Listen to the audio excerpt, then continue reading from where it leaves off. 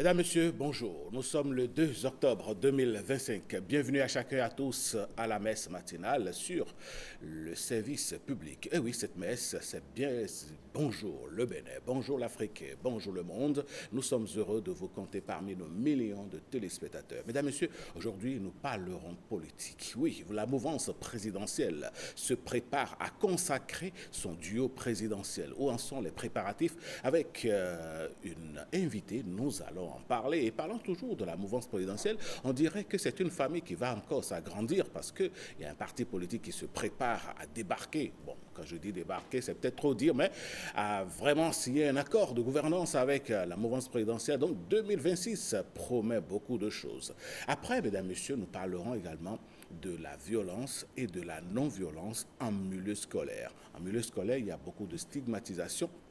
Il y a beaucoup de violence. On n'en a peut-être pas idée, mais Patrick Djossou, avec son invité, viendra nous parler justement de ce phénomène du bizutage à la violence réelle. Qu'est-ce qui se passe en milieu scolaire? Comment est-ce que les acteurs arrivent à contenir le phénomène et quel rôle les parents peuvent jouer? On va certainement en parler dans cette émission. Et vous savez, le Bénin est sur le toit du monde. Oui, vous pensez que les jeux vidéo ne sont que l'apanage des autres nations? Ben, détrompez-vous, au Bénin, il y a des jeunes qui effectivement se donnent à la chose et sont même des lauréats à des concours manga dans notre pays. On va accueillir les champions avec Ghislaine Adimi qui va nous faire un zoom, une lumière sur ces Béninois qui sont férus des jeux vidéo. Ensuite, mesdames, messieurs, toujours en matière d'informatique, nous allons parler de comment est-ce que votre téléphone peut vous trahir. Si il vous arrive d'installer des logiciels malveillants, d'installer des choses, des applications que vous ne maîtrisez pas, eh bien, vous êtes livré à vous-même. Je ne vous le souhaite pas et c'est justement pour que vous n'en arrivez pas là que Marvin se fera le plaisir de nous donner des détails. Bienvenue à chacun et à tous. Vous savez que le premier acte de cette célébration matinale, c'est bel et bien l'information sur la chaîne publique. Et c'est avec Général Afouda Monsiaboka. Bonjour. Bonjour Alain. Comment allez-vous? Bien et vous-même? Ça va, tranquille. D'accord. On se retrouve ce matin avec le même plaisir, évidemment. Ah ouais.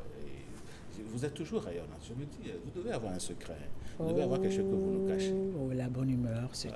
N'est-ce pas? Et quand on est entouré par de bonnes personnes aussi, ça aide beaucoup. Ça, c'est important. Voilà, des gens comme vous. Parce que des gens en coulisses, hein, oh mon Dieu. Les vrais secrets, là. Allez, mesdames et messieurs, on va suivre donc les informations avec Général Afouda Monsiaboka et c'est tout de suite.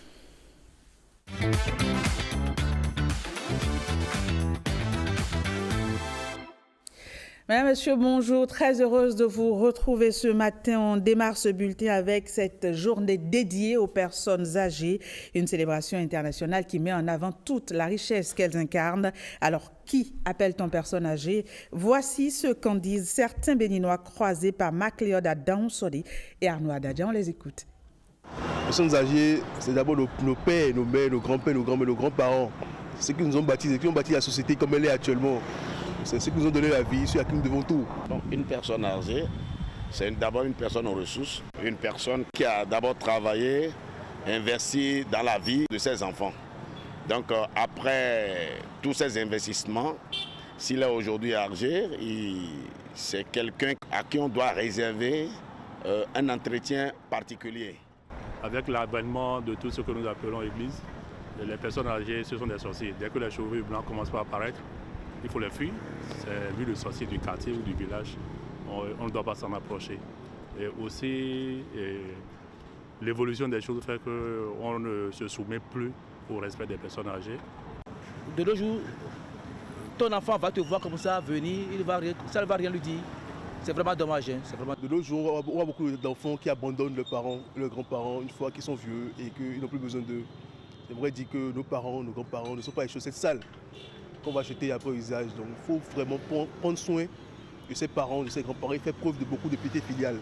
Nous voulons copier l'Europe ou les Blancs, où eux, à leur temps, quand quelqu'un est vieux, ils essaient de les caser quelque part pour dire à maison de retraite. Et ils les déconnectent de leur vie. C'est-à-dire que ça, c'est une déformation. Ça ne reflète pas notre culture. Quand nous avons dans notre culture les personnes âgées qui sont à la maison quand nous revenons, il y a certaines choses, c'est des ressources au fait. C'est des mémoires. où nous avons besoin d'apprendre encore d'eux. Pour moi, une personne âgée, c'est une mine d'expérience, de sagesse et de bénédiction. Une personne âgée, il faut beaucoup le respecter pour pouvoir avoir leur bénédiction. Parce qu'une personne âgée est comme un demi-dieu sur terre. Le secteur de l'eau et de l'assainissement fait sa revue organisée par le ministère en charge du secteur. La rencontre dresse le bilan des progrès réalisés, pointe les défis encore présents et explore les solutions déjà mises en œuvre. Globalement, les performances sont jugées satisfaisantes. Marcel Arrossi. L'eau et l'assainissement, au cœur des priorités de développement, s'invitent à un rendez-vous de bilan. Sur la table, les progrès engagés, les obstacles surmontés, les solutions mises en œuvre et surtout les perspectives pour un avenir plus sain. Les chiffres traduisent une réalité encourageante. Retenons qu'en synthèse, la mise en œuvre active et inclusive de la gestion intégrée des ressources en eau s'améliore d'une année à l'autre, et permettant ainsi de porter la performance de la gestion intégrée des ressources en eau de 35% en 2016 à 78% en ce qui concerne l'accès universel des populations à l'eau potable. Les investissements lourds consentis ont permis de porter le taux de décès en milieu urbain de 53,8% en 2016 à 114,15. Mais les défis demeurent. L'accès universel à l'eau potable et à un assainissement adéquat n'est pas encore totalement atteint et les engagements se renouvellent. Nous pouvons être satisfaits aujourd'hui. Des avancées notables dans le secteur de l'eau et de l'assainissement. Toutefois, tant qu'il y a à faire, rien n'est encore fait, dit-on. Nous souhaitons exprimer notre gratitude à chacun d'entre vous pour votre engagement constant et nous réaffirmons notre volonté à poursuivre notre collaboration aux côtés du gouvernement du Bénin. Un cap fixé, transformer chaque goutte en espoir, chaque action en progrès, pour que l'eau, source de vie, ne cesse jamais de couler dans un cadre sain. Le Conseil économique et social poursuit sa mission d'impréation des lois sur la santé sexuelle et reproductive et sur les violences basées sur le genre. Nous en sommes à l'étape 6 de cette tournée à Kandi et le point ce sera avec Ulvaeus Balogo et Ernest Tétégou. C'est en langue locale que les populations de la Liborie sont ici sensibilisées sur la loi portant répression des infractions commises à raison du sexe des personnes et de protection de la femme et sur la loi sur la santé sexuelle et de la reproduction. Entre échanges, discussions et interrogations sur le bien fondé de ces lois, les participants évoquent des préoccupations liées à leur communauté. Vous allez voir des petites filles qui n'ont même pas l'âge raison, mais elles sont en train de vendre du jus, Piwata. Et ces filles abandonnent le marketing et vont s'adonner à des pratiques sexuelles. Et c'est pour prévenir ces maux sanctionnés par la loi que cette séance d'impréation a lieu. On a besoin de vous rappeler, chers participants, des dégâts et autres situations malveillantes que rencontrent les populations, notamment les jeunes et même des adultes, du fait de la méconnaissance de ces deux lois. Les tests existent pour tout le monde et nous devrions les respecter. Encore que nous devrions avoir l'opportunité de les connaître, d'en être imprégnés. Cet exercice prend place ici, au détour de la tournée de vulgarisation des dites lois initiée par le Conseil économique et social. Les grossesses précoces, les infections sexuellement transmissibles, le VIH-Sida, les violences basées sur le genre, le manque d'accès à l'information. Nous devons nous occuper de notre jeunesse, mais également de nos filles et de nos femmes. À cela s'ajoute la réalité encore plus préoccupante, les infractions commises à raison du sexe des personnes. Non, on n'a pas le droit de taper une femme, mais non, on n'a pas le droit non plus de taper un homme. Non, la violence ne doit pas exister dans les ménages. La Liborie, 6e étape de ce périple, aura permis de rapprocher la loi des populations pour mieux prévenir les abus. Cette séance nous a encore plus fortifié pour que nous prenions conscience dans nos actes. Toute situation qui te dépasse va réclamer pour que les autorités compétentes en la matière t'aident à régler cela. Plus que jamais, le Conseil économique et social maintient le cap pour rapprocher la loi des citoyens. Sur la route des pêches, espace promis à un bourgeonnement de magnificence touristique, le village de Rio veut bien attirer les lumières connues pour la pêche, le maraîchage et la production de sel. Et bien, ce village entend profiter du tourisme balnéaire et de l'écotourisme en plein essor dans son environnement. Et rien de moins qu'une association pour mener à bien la cause. Blaise Adampo. Sur la route des pêches, Rio, un village discret, mais au cœur d'un ambitieux projet de développement touristique. Ici, entre mer et verdure, le gouvernement béninois mise sur le balnéaire et l'écotourisme pour attirer les visiteurs et booster l'économie locale. Rio est aujourd'hui au centre du développement du Bénin et surtout enregistre beaucoup d'investissements de la part du gouvernement. À Rio, nous avons le terrain de golf, c'est pratiquement à 1 km de la station balnéaire. C'est beaucoup de choses aujourd'hui à Rio.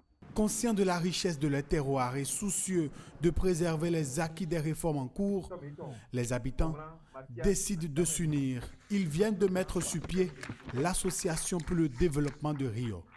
Objectif, sauvegarder les réalisations, défendre les intérêts de la population et porter haut la voix de Rio dans la dynamique nationale de modernisation des zones côtières. Il faut travailler à ce que le cadre de vie de la population de Rio soit assaini.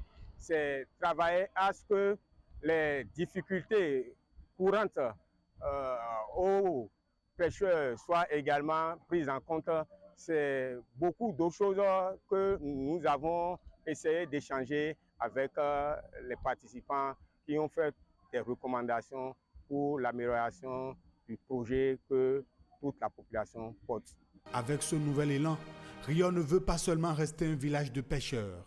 Il veut devenir un acteur clé du tourisme balnéaire et de l'écotourisme au Bénin, tout en restant fidèle à son identité et à ses traditions. Bâtir un social structuré, c'est dans ce cadre que le programme Besoké a été mis en place dans plusieurs communes du Bénin. Un programme qui vise à renforcer les capacités productives des ménages vulnérables dans le département de la Liborie. C'est Segbana qui est la commune pilote de ce programme où les transferts monétaires sont déjà effectifs chez les bénéficiaires. Nestor Sela et Judicaël Aénan pour les précisions. Le hautement social du gouvernement de la rupture est en marche à travers le programme Besoké. Jérémy Gouroubera, directeur départemental des affaires sociales de la Liborie, descend à Segbana, commune pilote du programme Besoké, pour vérifier l'effectivité des transferts monétaires. Dans la CIM, le président Patrice Talon a dit que vous allez recevoir de l'argent régulièrement. Et nous avons appris que les messages sont arrivés. On est venu voir si chez vous, le message est arrivé. J'ai reçu ma carte SIM. Aujourd'hui, j'ai reçu un message qui dit que c'est un dépôt de 10 000 francs. Et j'ai déjà fait le retrait, j'ai commencé par bouffer dedans. Et je fais l'entretien, ce qui est nécessaire avec cet argent, avec ma vieille qui est à côté de moi. J'ai ici 10 000 de portables. Merci Tanon. Voilà, Tanon là, c'est bon Dieu. Moi, pour l'instant, là, on va venir encore.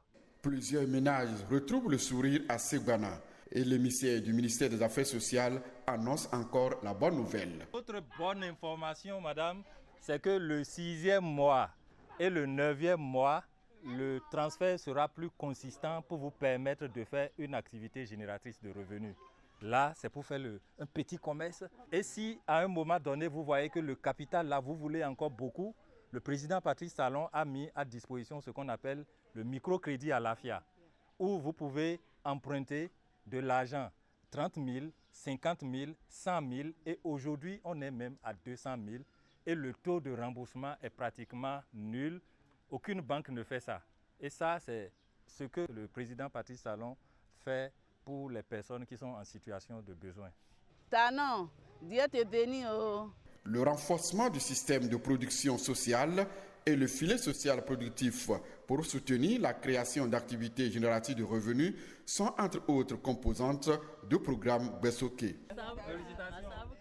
Après 4 jours de travaux intenses, la 4e session du Conseil supérieur de transition de l'Église du christianisme céleste a rendu public un message. Il y est question des accords conclus pour harmoniser les textes fondamentaux, ecclésiastiques et liturgiques en usage tant au Bénin qu'au Nigeria et aussi partout dans le monde.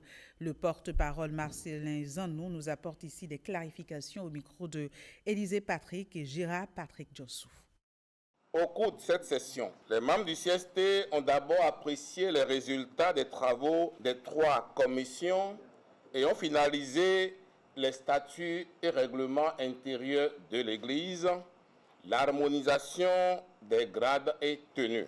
La session a souligné la nécessité d'élaborer des tests organiques de fonctionnement des organes de gouvernance et de gestion de l'Église. Le CST a également adopté le principe d'unicité des tests bibliques à compter de janvier 2026. Les 2 membres du Sacré Collège, sollicités pour cet objectif, ont marqué leur accord. Les groupes de travail chargés d'élaborer des tests bibliques annuels sont donc convoqués au siège du CST dans les prochains jours pour finaliser les tests bibliques de 2026 avant fin octobre 2025. La session a instruit l'accélération des travaux à la finalisation de l'ordre de culte unique, délai fin octobre 2025, des cantiques, délai fin novembre 2025. Les documents harmonisés entreront en vigueur à partir de janvier 2026. Le CST a adressé 2 correspondances aux 2 révérends pasteurs, membres du Sacré Collège, en vue d'une harmonisation des habits sacerdotaux pour les célébrations du 29 septembre 2025 et du 40e anniversaire de la transition du révérend prophète pasteur fondateur Biléou Joseph Samuel Ochofa, qui aura lieu le 19 octobre 2025. Des instructions seront données aux diocèses du monde entier à cet effet pour que nous soyons tous de blanc vêtus pour les célébrations précitées. Mesdames, Messieurs, fin de ce bulletin. Merci de l'avoir suivi. Rendez-vous demain, même heure, même canal. Voilà, ce sera tout, Alain. Et surtout, même sourire et même énergie. Merci beaucoup. Allez, on se retrouve demain. Tout à fait. Bonne journée à vous. À vous aussi. Bon, allez, mesdames, messieurs, on poursuit cette émission et nous allons donc ouvrir l'espace politique. Et oui, vous savez que l'actualité politique est bien fournie dans notre pays ces derniers jours et ça va être ainsi, croissant jusqu'en 2026. Je vous disais tout à l'heure, mesdames et messieurs, en l'entame, que la mouvance présidentielle se prépare, voilà, la mouvance présidentielle du moins, voilà. Donc je vais recevoir Madame Annick dans un instant, voilà. Madame Annick, vous nous rejoignez plutôt, voilà, ça va être Madame Annick Dimadia que nous recevons et qui va nous parler un peu des préparatifs de comment est-ce que le duo candidat de la mouvance présidentielle va être investi et pourquoi avoir choisi donc la ville de Parakou et comment est-ce que les choses se préparent et quels vont être un peu les moments forts de cette investiture-là. On va en parler juste après ceci.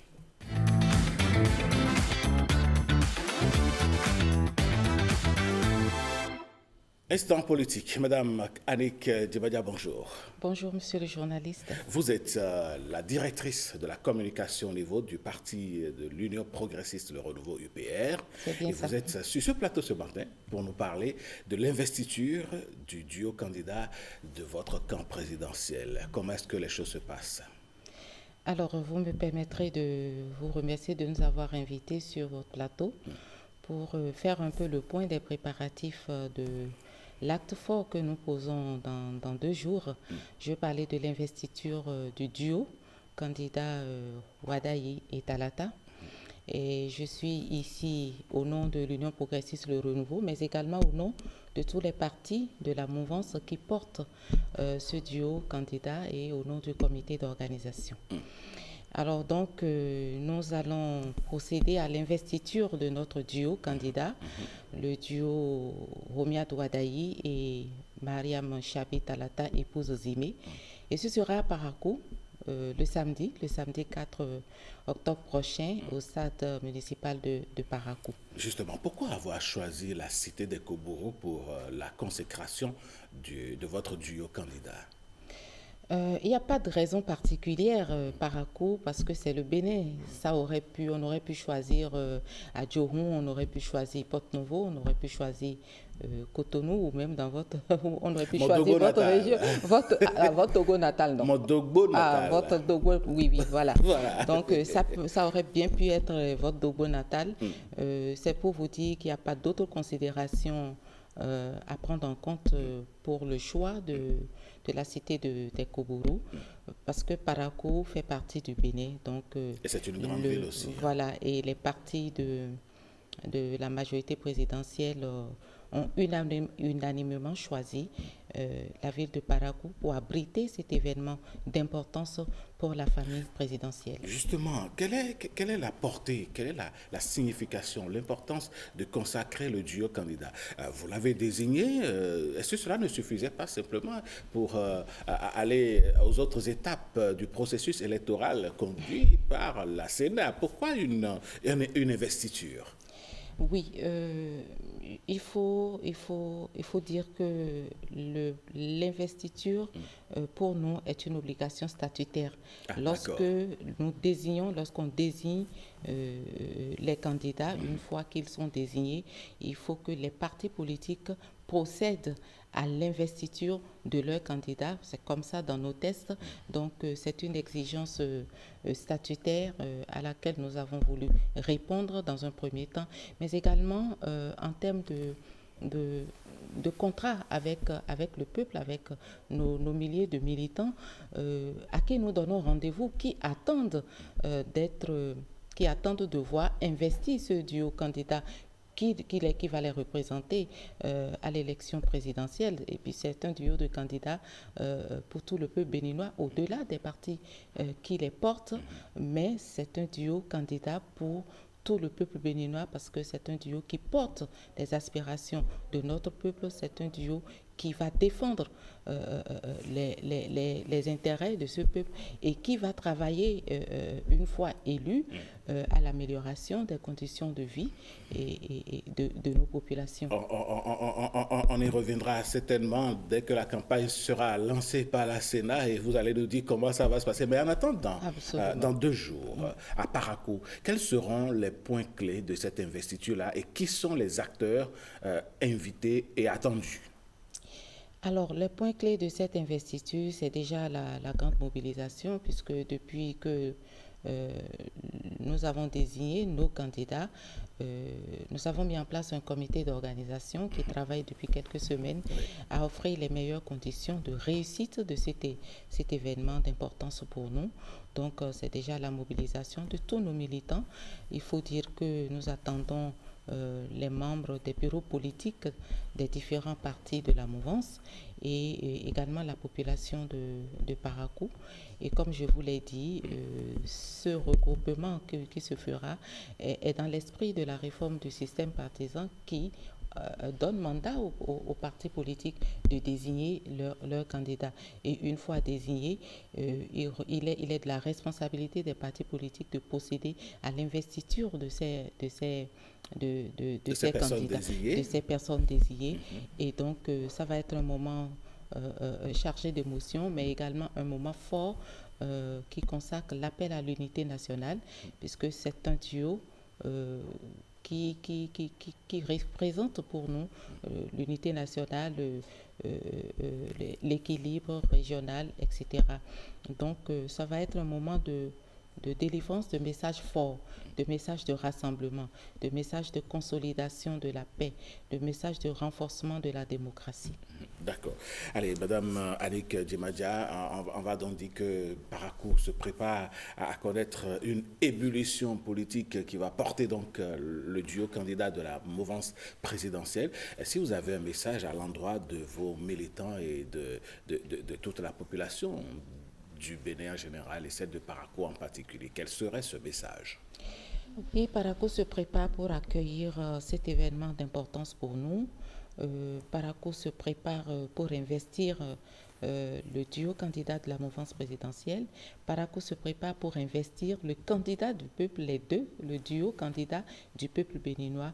Paraco se prépare à offrir cette promesse de ce que les partis de la mouvance présidentielle sont prêts à travailler, à conquérir le pouvoir, à l'exercer et à créer les conditions à la satisfaction légitime des attentes de nos populations.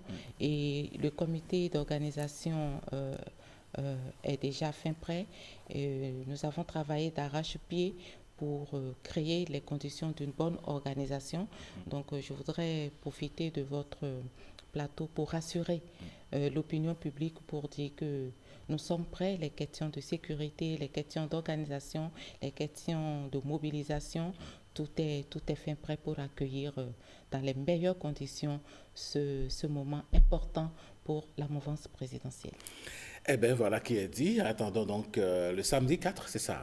Oui, le samedi 4, dans 2 jours. J'espère que je vous aurai là-bas.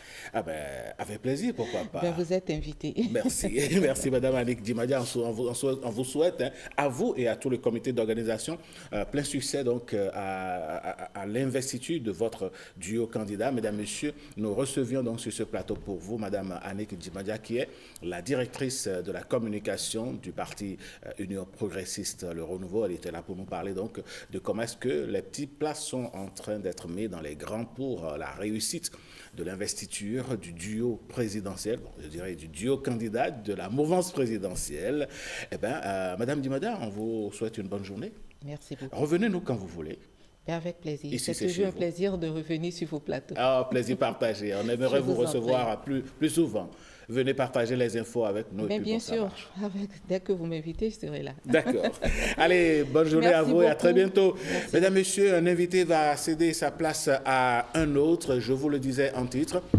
On a l'impression que, et c'est le cas de le dire, que la mouvance présidentielle est une famille qui va s'agrandir dans les prochains jours parce que d'autres acteurs voudraient bien intégrer cette famille dans la perspective des élections présidentielles de 2026. Qu'en est-il réellement? On va recevoir un acteur politique, pas des moindres, dans le paysage politique de notre pays. Monsieur François-Xavier Ataledi, bonjour. Bonjour, cher ami. Comment allez-vous? Je vais très bien chez vous. Ça va bien, merci. Merci. Les Béninois ont eu l'impression que vous avez disparu en temps du paysage politique. Qu'est-ce qui s'est passé? Pas du tout. Nous sommes présents sur l'échiquier national, l'échiquier politique national. Nous avons toujours lutté, milité pour la mouvance présidentielle. Nous avons travaillé d'arrache-pied depuis l'élection du président, son Excellence M. Patrice Talon, le 6 avril 2026, le 6 avril 2016, j'allais dire. Et donc, nous avons œuvré et nous continuons d'œuvrer pour que, le PAG 1 qui est fini, et maintenant le PAG 2 qui est en cours de réalisation, presque fini, soit achevé avec succès pour que le peuple béninois soit satisfait. Vous êtes le président du Parti de l'emploi et de l'épanouissement du peuple, PEEP. Ce parti se prépare à signer un accord de gouvernance avec la majorité présidentielle, dont il fait membre d'ailleurs. Pourquoi cette décision? Étant dans la mouvance présidentielle déjà, pourquoi est-ce que vous voulez, disons, signaler davantage votre présence dans cette mouvance-là? Merci, monsieur le journaliste. C'est tout comme si vous êtes dans le secret de Dieu. C'est notre boulot de fouiner un tout petit peu quand même. Évidemment, mon parti politique, j'allais dire la direction de mon parti politique, la haute direction du Parti pour l'emploi et l'épanouissement du peuple, était le lundi passé dans les locaux de l'Union progressiste Le Renouveau. Nous avions rencontré la haute direction de ce parti politique, le premier parti politique de notre pays, et nous avions discuté sur les modalités, les possibilités de travailler ensemble, affûter nos âmes comme un seul homme pour que en 2026, la mouvance puisse remporter toutes les élections communales, les élections communales, les élections législatives et celles présidentielles. Et donc nous étions là-bas pour discuter avec la haute direction de l'UPR et explorer les possibilités de se collaborer et de travailler ensemble en synergie d'action pour que 2026 soit pour la mouvance présidentielle. D'accord. Alors, quelles sont les réelles motivations au-delà de travailler à l'achèvement du PAG2 et de collaborer d'une certaine façon à remporter les élections? Quelles sont les réelles motivations de cette incursion que vous voulez faire de façon officielle et vraiment cadrée et encadrée dans la mouvance présidentielle?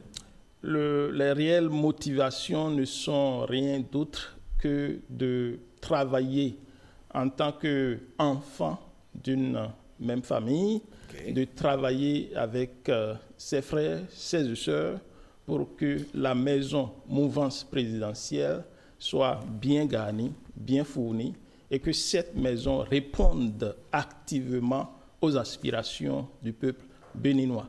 Et donc, notre but, c'est de faire en sorte que le duo présidentiel ou le duo candidat qui sera investi samedi prochain à Parakou soit un duo qui sera élu président, vice-présidente de la République au soir des élections présidentielles de 2026. Et que ce duo porte l'aspiration, que ce duo réponde aux aspirations du peuple béninois pour que le béninois lambda puisse se sentir dans sa peau, puisse se sentir béninois, libre de ses mouvements et participer activement à l'éclosion de l'économie nationale.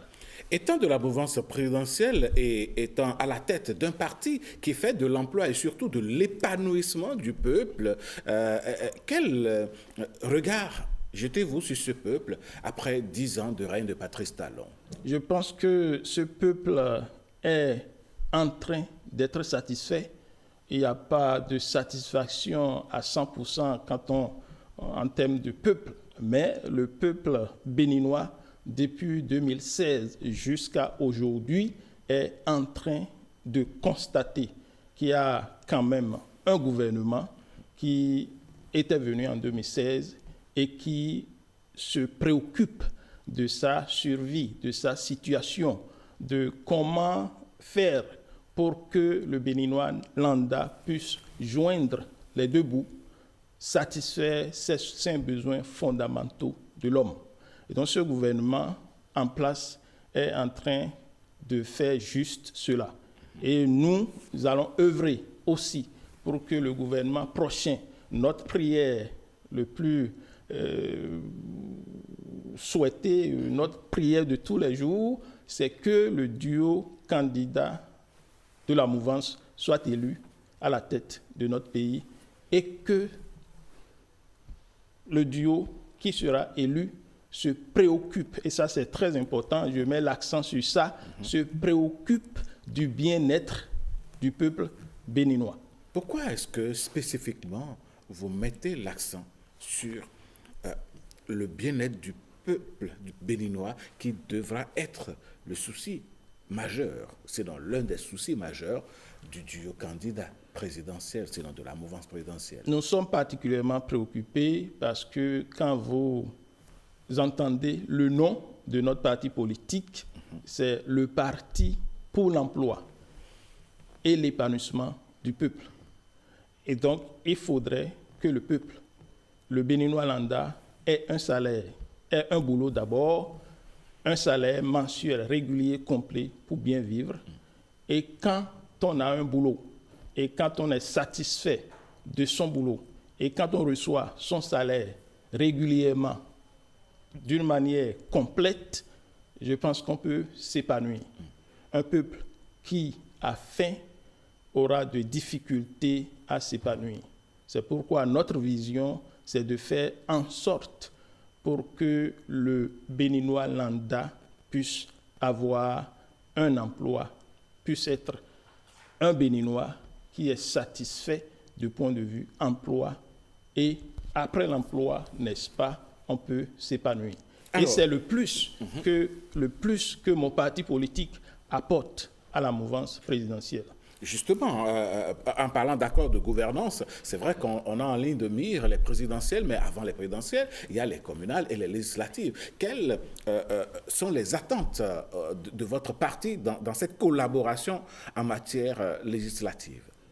Nous allons œuvrer aux côtés de tous les partis de la mouvance présidentielle pour que, quand on y va pour les élections communales, la mouvance puisse avoir la majorité, sinon, d'une manière exagérée, puisse avoir la totalité des 77 maires, puisse avoir la totalité des 109 députés et remporter les présidentielles. Vous pensez que les autres partis qui ne sont pas de la mouvance présidentielle vont croiser les bras pour que vous ayez 100% partout, c'est ça? Nous sommes en train d'aller à un combat. Et je ne pourrais pas, en tant que soldat de la mouvance, je ne pourrais pas souhaiter, je ne pourrais pas me voir convaincu ou bien vaincu avant le combat, et je ne pourrais pas céder par un seul poste à l'opposition. Donc le candidat ou le soldat qui va au front a l'intention, a dans la tête de gagner la guerre, de gagner le combat. Et donc gagner le combat, c'est d'avoir l'audace de réclamer, de travailler et de ramasser et d'avoir tout ce qui est là à prendre. Donc vous êtes dans cette posture. Nous sommes dans cette posture et je pense que c'est faisable. Alors, François-Xavier Ataledji, président du Parti pour l'emploi et l'épanouissement du peuple, entend bien mouiller le maillot pour que la mouvance présidentielle puisse rafler gros, pour ne pas dire 100%, lors des communales et législatives prochaines du moins. Monsieur François Ataledji, quelles sont les stratégies que vous voulez mettre en place? Comment est-ce que vous entendez mobiliser le peuple autour de vos souhaits? Nous allons faire le travail du terrain. Nous avons déjà commencé le travail du terrain. Si vous observez sur toute l'étendue du territoire national, les partis de la mouvance présidentielle sont présents dans les 12 départements de notre pays, les 77 communes, les 546 arrondissements et les 5229 quartiers et villages. Donc, le travail même se fait sur le terrain et nous sommes sur le terrain. Et étant sur le terrain, présent sur le terrain, en face des populations, nous avons foi, par la bénédiction de Dieu, la grâce divine, de rafler tous les sièges. D'accord. Eh bien, c'est tout le malheur qu'on puisse vous souhaiter, Monsieur François-Xavier Ataledji. Vous êtes présent sur le terrain. On souhaiterait que vous soyez aussi beaucoup plus présent dans les médias. Nous, ça nous a fait plaisir quand même de vous accueillir sur la matinale du service public. Merci d'avoir accepté notre invitation et surtout, bon vent au parti pour l'emploi et l'épanouissement du peuple qui donc s'incruste dans la majorité présidentielle par un accord de gouvernance. On vous souhaite une bonne journée. Vous avez un mot de fin en 2 secondes? Oui, remercier la famille mouvancière de nous avoir accepté de nous donner une place assise. Et nous promettons de mouiller le maillot pour que la victoire en 2026 soit assurée. Vous êtes le bienvenu prochainement également sur ce plateau pour nous faire le point de tout ceci. Merci à vous, Monsieur François-Xavier Ataledji, et on se dit à très bientôt. Merci beaucoup. Merci. Allez, mesdames, messieurs, celle qui va me rejoindre sur ce plateau, elle parle santé. Votre bien-être est son souci et elle vous alerte quand il y a des problèmes. Elle vous donne des informations quand il y a des opportunités. Elle veut que vous soyez en bonne santé et elle veut que nous aussi, nous soyons en bonne santé. Et ce matin, elle va se préoccuper donc de nos enfants, de vos enfants, car il n'y a que dans le pays quelque chose se passe. Qu'est-ce qui se passe? On va découvrir tout ceci avec Yasmine Damata après ceci.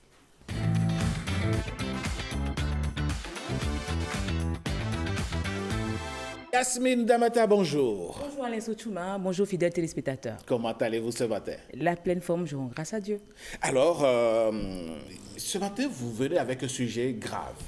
Et oui, un sujet grave, et vous l'avez si bien dit, prendre soin de nos enfants. Et lorsqu'il s'agit des produits destinés aux tout petits, la vigilance devient maximale. Récemment, une alerte sanitaire a été mise au Bénin concernant les céréales infantiles importées de France distribuées sur le marché local. Suivons ensemble ce reportage, non, plutôt ce commentaire sur image qui nous édifie plus sur le sujet. C'est une alerte sanitaire qui suscite inquiétude chez de nombreux parents. Au Bénin, un lot de céréales infantiles importées de France est désormais interdit à la consommation.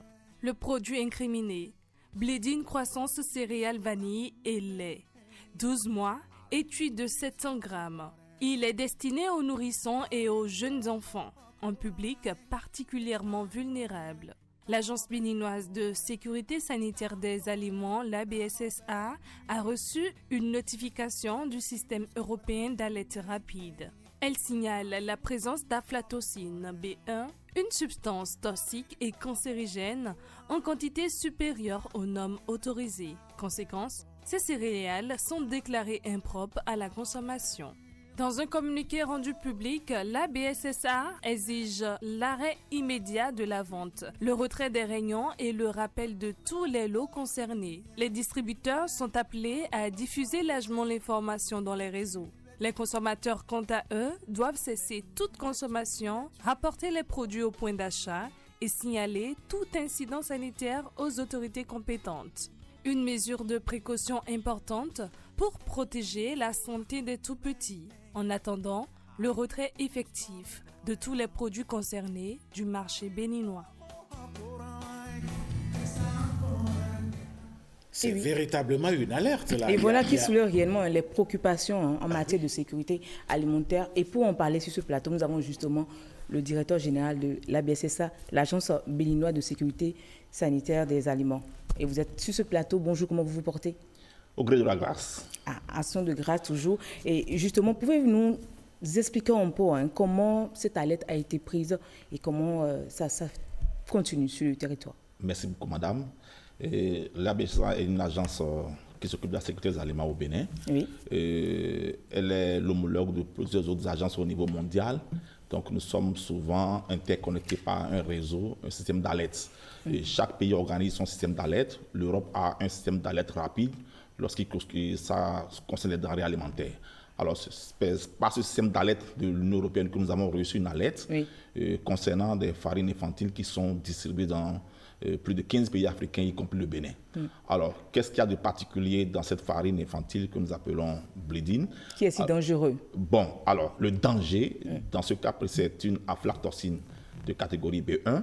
Alors, c'est une toxine qui est produite par un champignon toxigène qui peut se développer dans les conditions tropicales où il y a à la fois la combinaison de l'humidité et de la chaleur. Oui.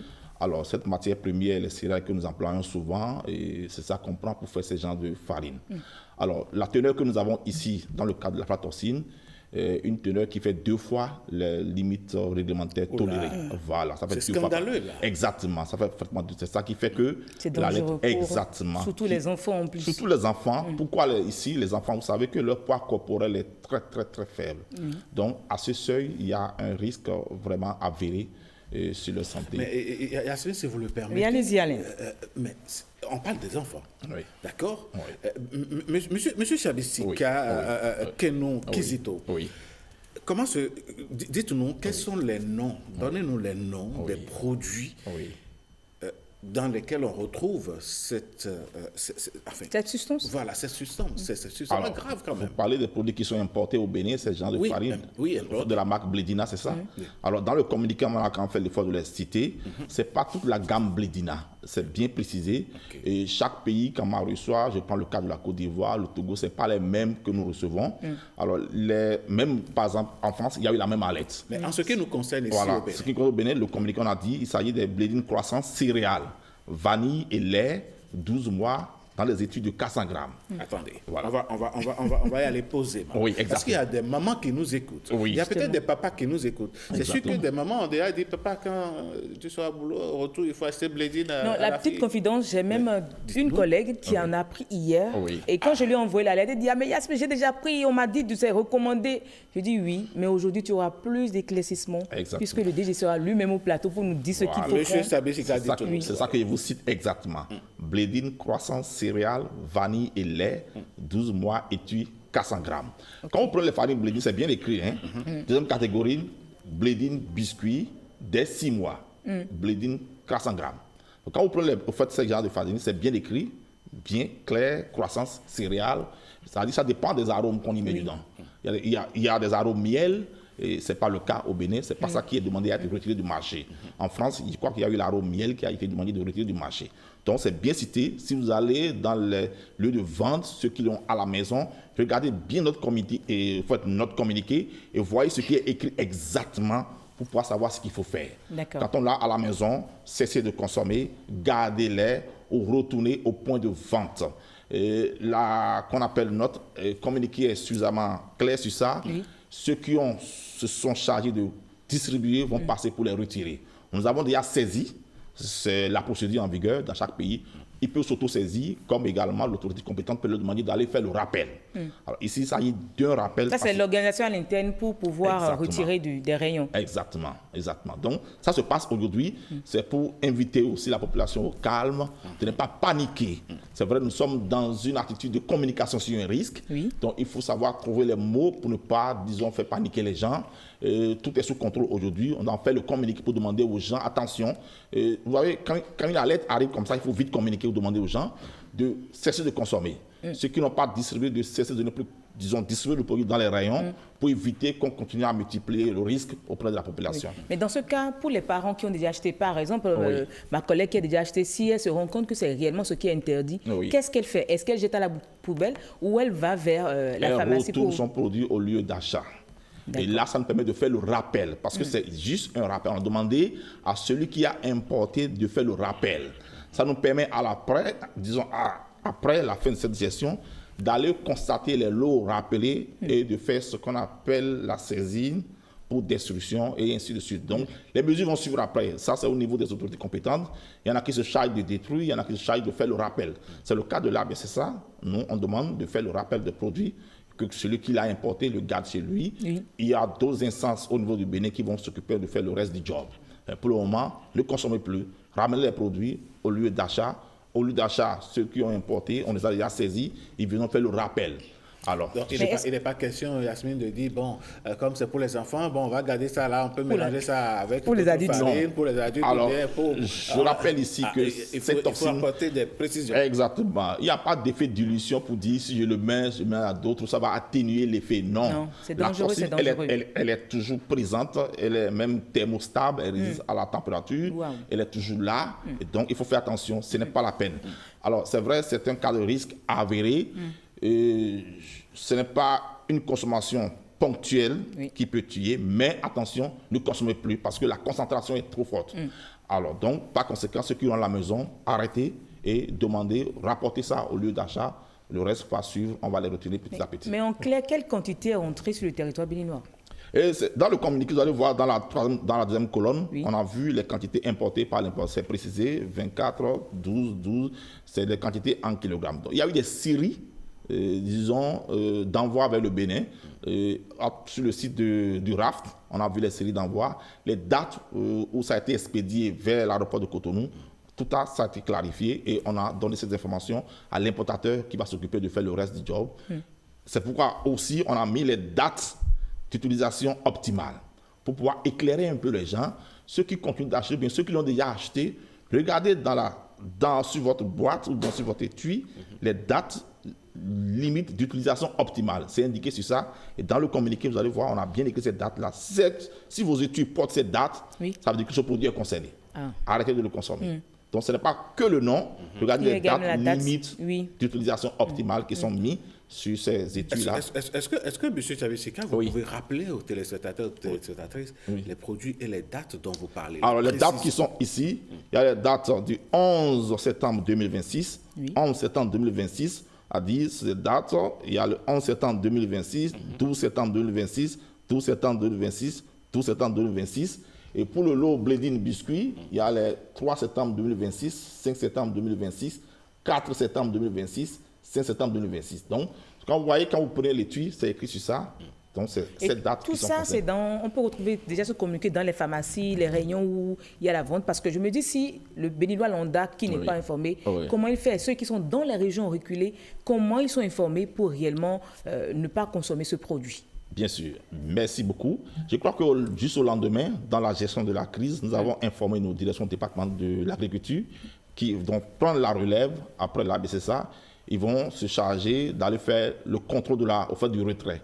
Donc, nous aussi, de Cotonou, on va diligenter des missions de vérification pour voir est-ce que les produits ont été retirés des dépôts, des lieux de vente, est-ce que les gens vraiment l'ont ramené au lieu de vente pour pouvoir faire le rappel et pouvoir faire la saisie sous quarantaine et les garder dans un lieu sécurisé. Donc, il y a un communiqué vers eux déjà, dès les premiers jours. C'est parti dans tous les départements du Bénin qui vont faire la vérification dans les jours à venir.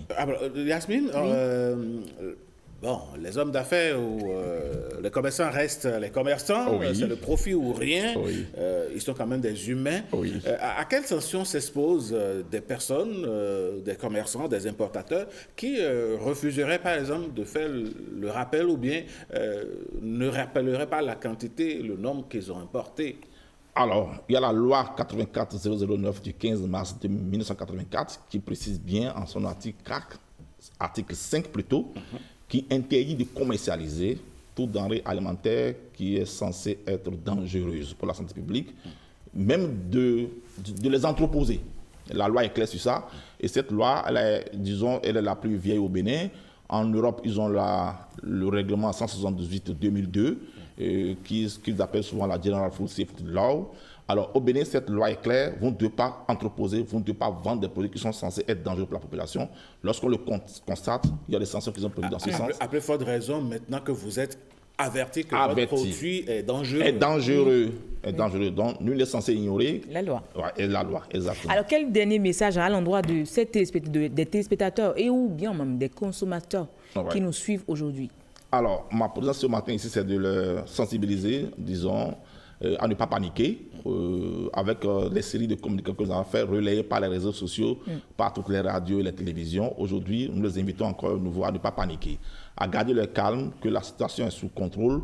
Les mesures de communication et de gestion sont déjà mises en place, notamment nos directions départementales de l'agriculture qui vont passer vérifier le retrait. Nous aussi, nous allons de Cotonou diligenter des missions pour s'assurer que les produits sont revenus vers les lieux. Et le reste va être géré avec l'importateur pour qu'on puisse constater effectivement que les quantités importées, en dehors de ce qui a été consommé, sont récupérées vers les lieux de dépôt pour s'assurer de faire ce qu'on appelle éventuellement la saisie conservatoire ou bien la destruction s'il y a lieu de le faire. Merci beaucoup, M. Tchabisika Kenou Kizito. Vous êtes le directeur général de l'Agence béninoise de sécurité sanitaire des aliments. Et alors, fidèles téléspectateurs, vous avez compris, les produits sont là, c'est dangereux pour la santé. On vous l'a dit, ne consommez pas. Si vous avez déjà acheté, retournez-les. C'est sûr que vous serez peut-être remboursé. Vous aurez la possibilité qu'on vous échange vos produits. Donc, n'ayez pas peur, remettez, parce que la santé, ça n'a pas de prix. C'est toujours mieux de donner, de bien vivre que de consommer et de mourir tôt.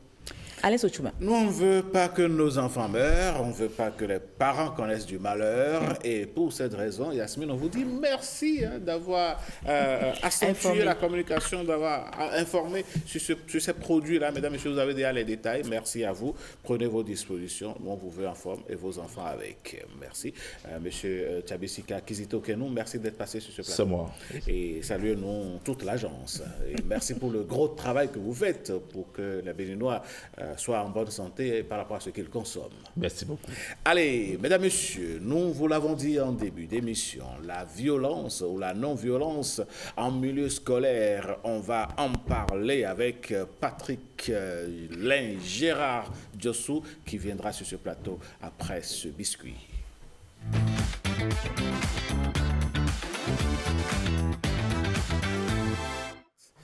Alors, retour plateau avec monsieur, je dirais, parfois j'ai envie de l'appeler le poète. Oui. Je ne dirais pas non. N'est-ce pas? Oui. Patrick Lingera, bonjour. Bonjour Alain Sochomé, bonjour Yasmine Damata. Bonjour là. Ça fait plaisir. Ah oui. Ouais. Ah ouais. Elle veut vous charmer. Mais c'est tellement, c'est beau là. Bonjour Lé, bonjour Alain. C'est vrai, oui. Alain, Lé, oui. C'est pas laid. Ça ne mérite pas un châtiment. C'est clair. Oui, ça ne mérite pas un châtiment. Justement, on va parler de châtiment tout à l'heure. Ça ne mérite pas de la violence non plus. Non. Partie dessous, oui. En milieu scolaire. Violence en milieu scolaire, oui. Dans le silence le plus absolu, certains parents ne comprennent pas que leurs enfants sont victimes de violence, victimes de harcèlement psychologique, que ce soit de la part de leurs camarades, que ce soit de la part des enseignants. Vous avez décidé de nous en parler. Oui, on a décidé d'en parler aujourd'hui. Aujourd'hui, on est le 2 octobre, qui est la journée mondiale de la non-violence. Une journée consacrée à mettre en place tout ce qu'il faut pour que l'on puisse être dans la paix, pour que tout soit pacifique.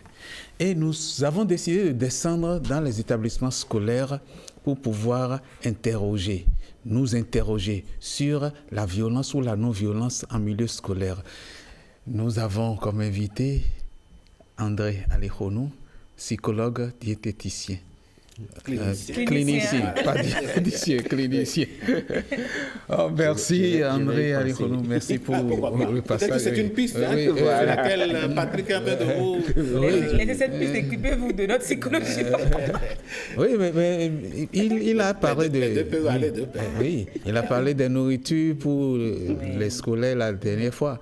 Aujourd'hui, nous allons parler de la non-violence, la violence et la non-violence dans le milieu scolaire. Mais d'abord, on considère que l'école peut être le sanctuaire du savoir ou le ring des châtiments corporels ou l'arène du bizutage. Pour un enfant, devant la violence ou face à la violence, qu'est-ce qu'il ressent? Ou qu'est-ce qu'il ressent lui-même pour faire la violence ou lui-même en recevant cette violence? En tant que psychologue, dites-nous. Bien, en tant que psychologue et non dans la tête de l'enfant, à partir de ce que nous avons l'habitude d'observer, de constater, je vais peut-être... avant-hier, j'étais avec une petite de 5-6 ans qui pleurait, et une fille très éveillée, très intelligente. Je lui demande, mais qu'est-ce qui s'est passé? Elle dit, maman m'a tapé. Pourquoi maman t'a tapé? Quand il s'agit d'apprendre, tu n'es plus très concentré. Moi, j'ai commencé par dire ça. Elle dit non. Elle a posé une question, je ne connaissais pas. Et elle m'a tapé. Je ne sais pas, vous aviez votre réponse. Pour l'enfant, elle ne connaissait pas la réponse. Est-ce que ça mérite qu'on la tape? Et là, elle me montre la trace que la chicotte a laissée sur sa cuisse. Et elle se met encore à pleurer davantage. Donc, vous voyez, c'est l'émotion, le ressenti que le geste envoie à l'enfant. D'abord, je ne connaissais pas. Ça ne mérite pas une punition. Et quand tu me tapes et tu laisses des traces, c'est de la méchanceté gratuite. Est-ce qu'on peut dire, M. Alejonou, que l'enfant avait l'impression d'avoir fait preuve d'honnêteté en disant « je ne connais pas », et en face, comme réponse à cette honnêteté, c'est la chicotte? Non, là, je pense que c'est à moi qu'elle a dit « je ne connaissais pas ». Mais face à l'acte, elle n'a pas osé dire « je ne connaissais pas ». Donc, l'impatience du parent, pour ne pas dire du maître. D'avoir la réponse. D'avoir la réponse. De penser en ce moment que l'enfant avait la réponse. Or, l'enfant n'avait pas la réponse. Et donc, l'enfant n'étant pas dans un environnement qui lui permet de dire « je ne connais pas », se force à trouver une réponse. Et là, face à cette impatience, on lui envoie le coup qui laisse des traces et qui marque encore plus. Donc, pour l'enfant, c'est une injustice. C'est d'abord considérer que je suis bête, que je suis censé tout savoir, et donc, c'est de la méchanceté. Et voir aussi, de l'autre côté, un peu comme un désamour du côté de l'adulte qui fait le geste. Il ne me connaît pas, il ne veut pas me comprendre, il ne m'aime pas. Parce que si je ne connais pas, je ne mérite pas punition, tu me punis. Donc, tu ne m'aimes pas. Voilà un peu ce que ça peut se dire dans la tête. Dans la tête de l'enfant. Bon, alors ça, c'est face à l'adulte, mais face à ses camarades. Face à ses camarades, vous voyez, arrivé à un niveau, tous on est passé par là. Les fonds disent, souvent, c'est que l'enfant, sa propriété, ce n'est pas la même connotation que la propriété de l'adulte. L'adulte, c'est quand j'ai pris l'argent pour acheter quelque chose, quand on m'a donné quelque chose, ça devient pour moi. Mais pour l'enfant, il peut voir le portable parce qu'il l'a utilisé un peu pour lui. Pour l'instant, là, c'est déjà pour lui. Et ça dépend de l'âge de l'enfant. Et donc, la question de propriété pour l'enfant peut amener à rentrer en conflit ou en différend avec son camarade. Et souvent, c'est ça. Si j'ai grandi dans un environnement où c'est souvent la violence, quand un camarade vient sur mon territoire, écoutez, je vais y aller par la violence pour me défendre. Devant l'adulte, j'ai peut-être pas les mots parce qu'il est plus grand, plus de gabarit, etc. Mais mon catégorie, pour ne pas dire impair, c'est on peut essayer. Donc, pour l'enfant, avec ses pairs, c'est plus défendre son territoire, c'est plus défendre son autorité ou faire preuve de ce qu'il a aisément appris souvent. Là, on dit, on ne donne que ce qu'on a reçu. Est-ce que c'est parce que toujours, les enfants à la maison sont déjà violentés et quand ils ressortent, ils veulent forcément l'exprimer sur leurs amis, leurs camarades de classe? Oui, mais c'est, comment dire, l'expression, la règle de la jungle. C'est la règle du plus fort. Aller jeter un coup d'œil sur les enfants de rue. Pour eux, c'est la violence d'abord. Il faut t'imposer, sinon tu subis et tu meurs. Mais c'est pareil pour les parents également. C'est parce que les parents aussi ont subi cette violence qu'ils donnent également aux enfants. C'est justement là la question de l'éducation. C'est vrai que souvent on me dit je suis comme un prophète qui prêche seul dans le désert parce que c'est une question tout le monde, ça préoccupe tout le monde, ça touche tout le monde, mais personne ne veut vraiment s'investir dedans. Il faut comprendre, on le dit toujours, un enfant c'est une éponge. Si vous mettez de l'huile, l'enfant va éponger l'huile. Vous mettez l'eau salée, il va éponger l'eau salée. Ne venez pas vous plaindre après de ce que c'est très difficile à laver. Pourquoi est-ce que c'est si glissant? Pourquoi est-ce que on dit aussi, c'est pas parce que tes parents ont été des bourreaux. Non, je ne veux pas aller jusque-là. Tes parents ont été tout le temps enseignants que tu dois devenir enseignant. Quelles sont tes potentialités? Donc, tes parents ont été violents. Est-ce que tu as aimé la violence? Et pour ça, je dis souvent, prenons deux exemples. Les personnes un peu plus âgées qui ont été dans leur jeunesse très rigoureux, très durs. Ils ne réagissaient que par les coups. Vous voyez, quand ils vieillissent et qu'ils ont des petits-enfants, ils deviennent les défenseurs de ces enfants-là. Ils ne veulent pas qu'on touche. Pas du tout, du tout. Mais pourquoi attendre le troisième âge avant de comprendre que ce n'est pas bon? Et qu'il y a d'autres manières, parce que lui, aujourd'hui, pense que tu peux mieux parler à l'enfant. Mais son enfant qui a subi ces coups pendant 30 ans, 40 ans, estime que mais tu n'es pas en mesure de venir me donner le son sur ça, parce que je fais mieux que toi. Donc lui, il estime qu'il va taper un peu moins, et l'autre aussi, ainsi de suite. Mais il faut apprendre et savoir que la chicotte, la punition, le châtiment ne doit être que le dernier recours. Quand on a épuisé toutes les autres techniques. Alors, Monsieur Alikoro, moi j'ai envie de vous poser une question. Restons dans l'environnement de l'enfant et de ses pairs, surtout à l'école parfois. Est-ce que le fait de se moquer du physique d'un enfant, de parler mal de lui au milieu de ses pairs, voilà, c'est ce qu'on appelle le bisoutage. Est-ce que c'est une forme de violence envers l'enfant? Oui, bien sûr. Et c'est exactement comme les injures. Ça laisse plus de traces psychologiques indélébiles que les coups. Je vous dis quelque chose, peut-être un secret, j'étais encore jeune. Quand un monsieur m'a tapé, j'étais les raisons ici, il m'a giflé. Et mon père revient, j'étais en train de pleurer, mon père revient et dit, ah, toi tu ne connais pas André, il ne faut jamais le taper, il vaut mieux l'insulter. Ça lui fait plus mal que quand on le tape. Et donc pour dire, oui, c'est des choses, parce que, en fait, le problème du bisoutage, c'est qu'on vous colle une étiquette, on vous colle une image. Et à force de le répéter, vous allez penser que vous êtes comme ça. Et ça, c'est très grave. Puisque l'homme n'est que ce qu'il entend. Et vraiment, ça, c'est très grave parce que c'est comme si on vous enlève votre identité, on vous colle une image et vous êtes obligé de vivre comme vous dites, je n'ai pas d'autre choix. Parce que je dois appartenir à la société, je dois faire partie d'un groupe, donc il faut que je fasse comme ça. Mais pour un enfant, comment peut-il sortir de ce lot?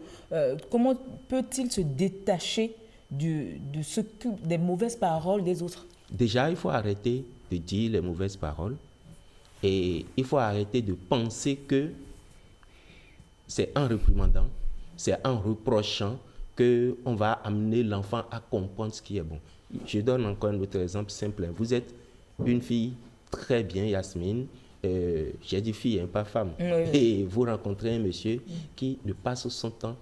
Vous êtes bien, vous savez cuisiner avant de venir, vous savez mettre de l'ordre, mais il passe son temps à vous reprocher. Quand vous faites là, lui vient voir la faute dedans. Est-ce que ça vous encourage à continuer pas à faire?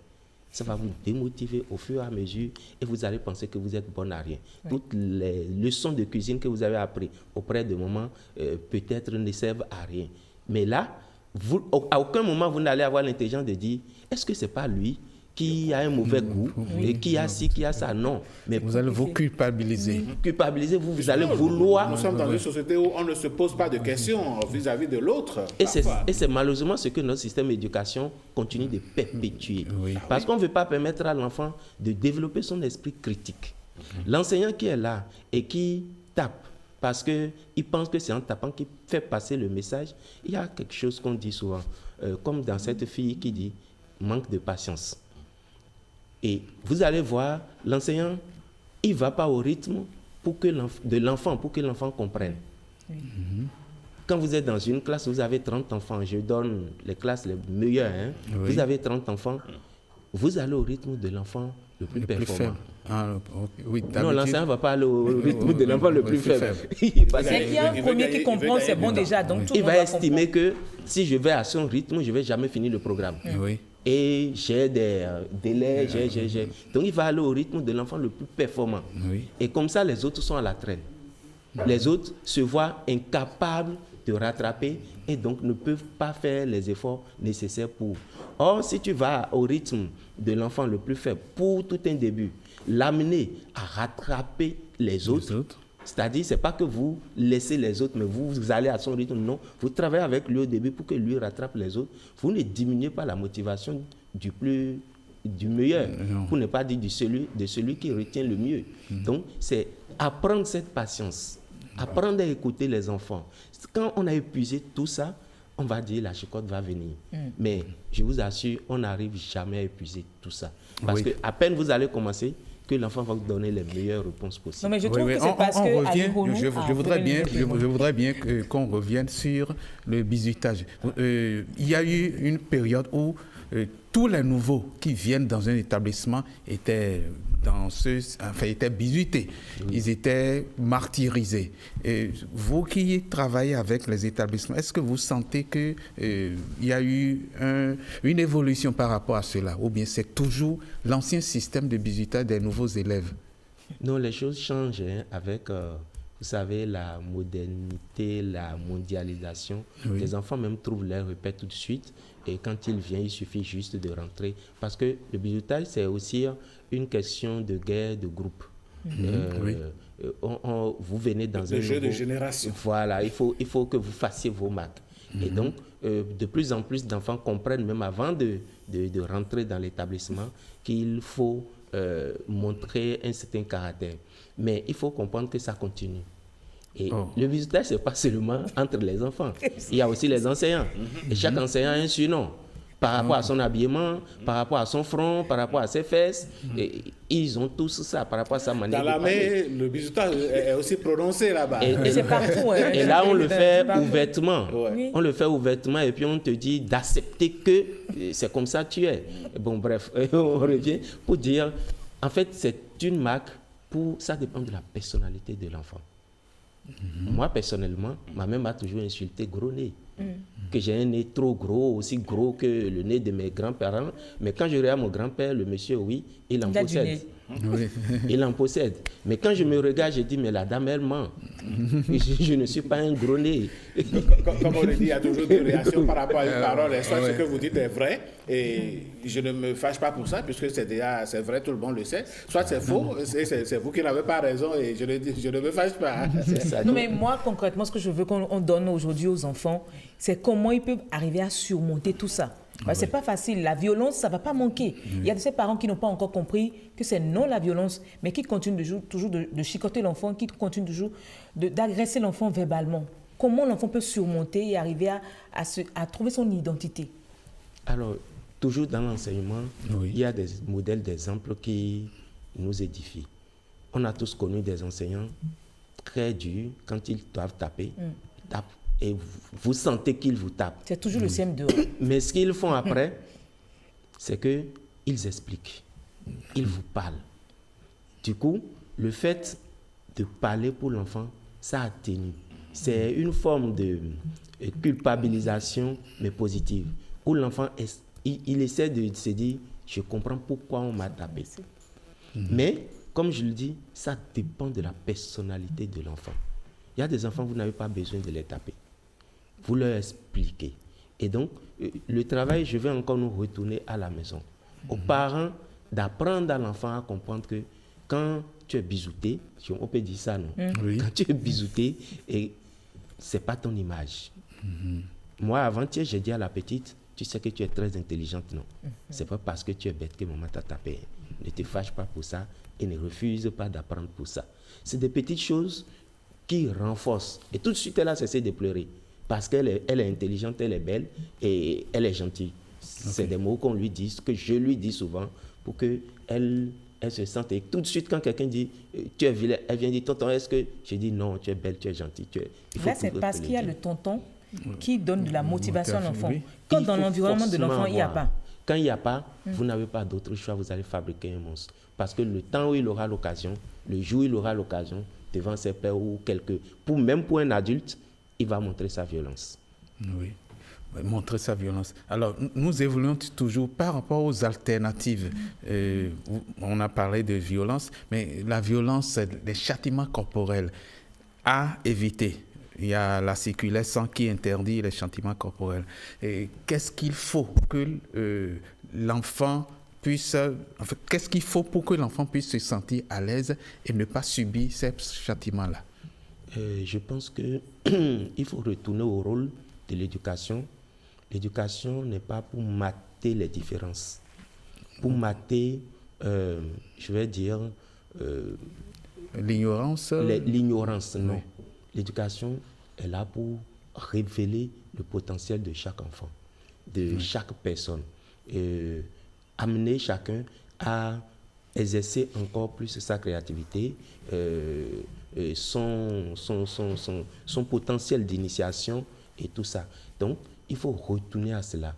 Savoir que notre rôle n'est pas de faire d'un enfant un vase plein. Et il faut juste l'orienter. On ne peut pas non plus éduquer avec des coups et des propos difficiles à encaisser.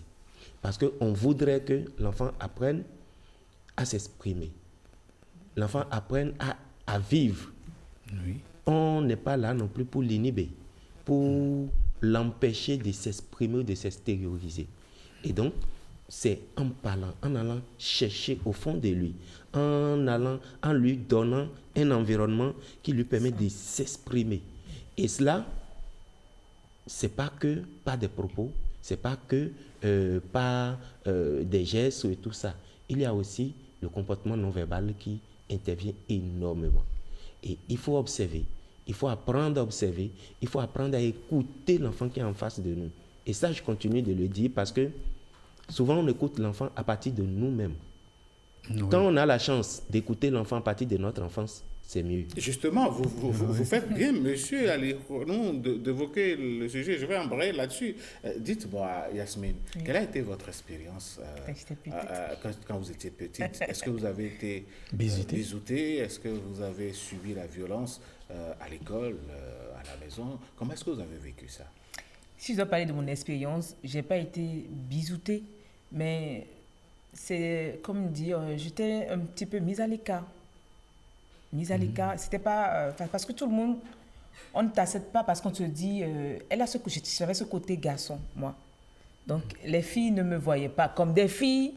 On me voyait plus comme... parce que moi, j'aimais le foot, j'aimais tout ce qui était jeu, garçon. Donc, on me mettait un peu à l'écart. Mais ce qui m'a le plus marqué, c'est pourquoi je dis le CM2, c'est pas évident. C'est la classe où on subit plus de violence. Oui.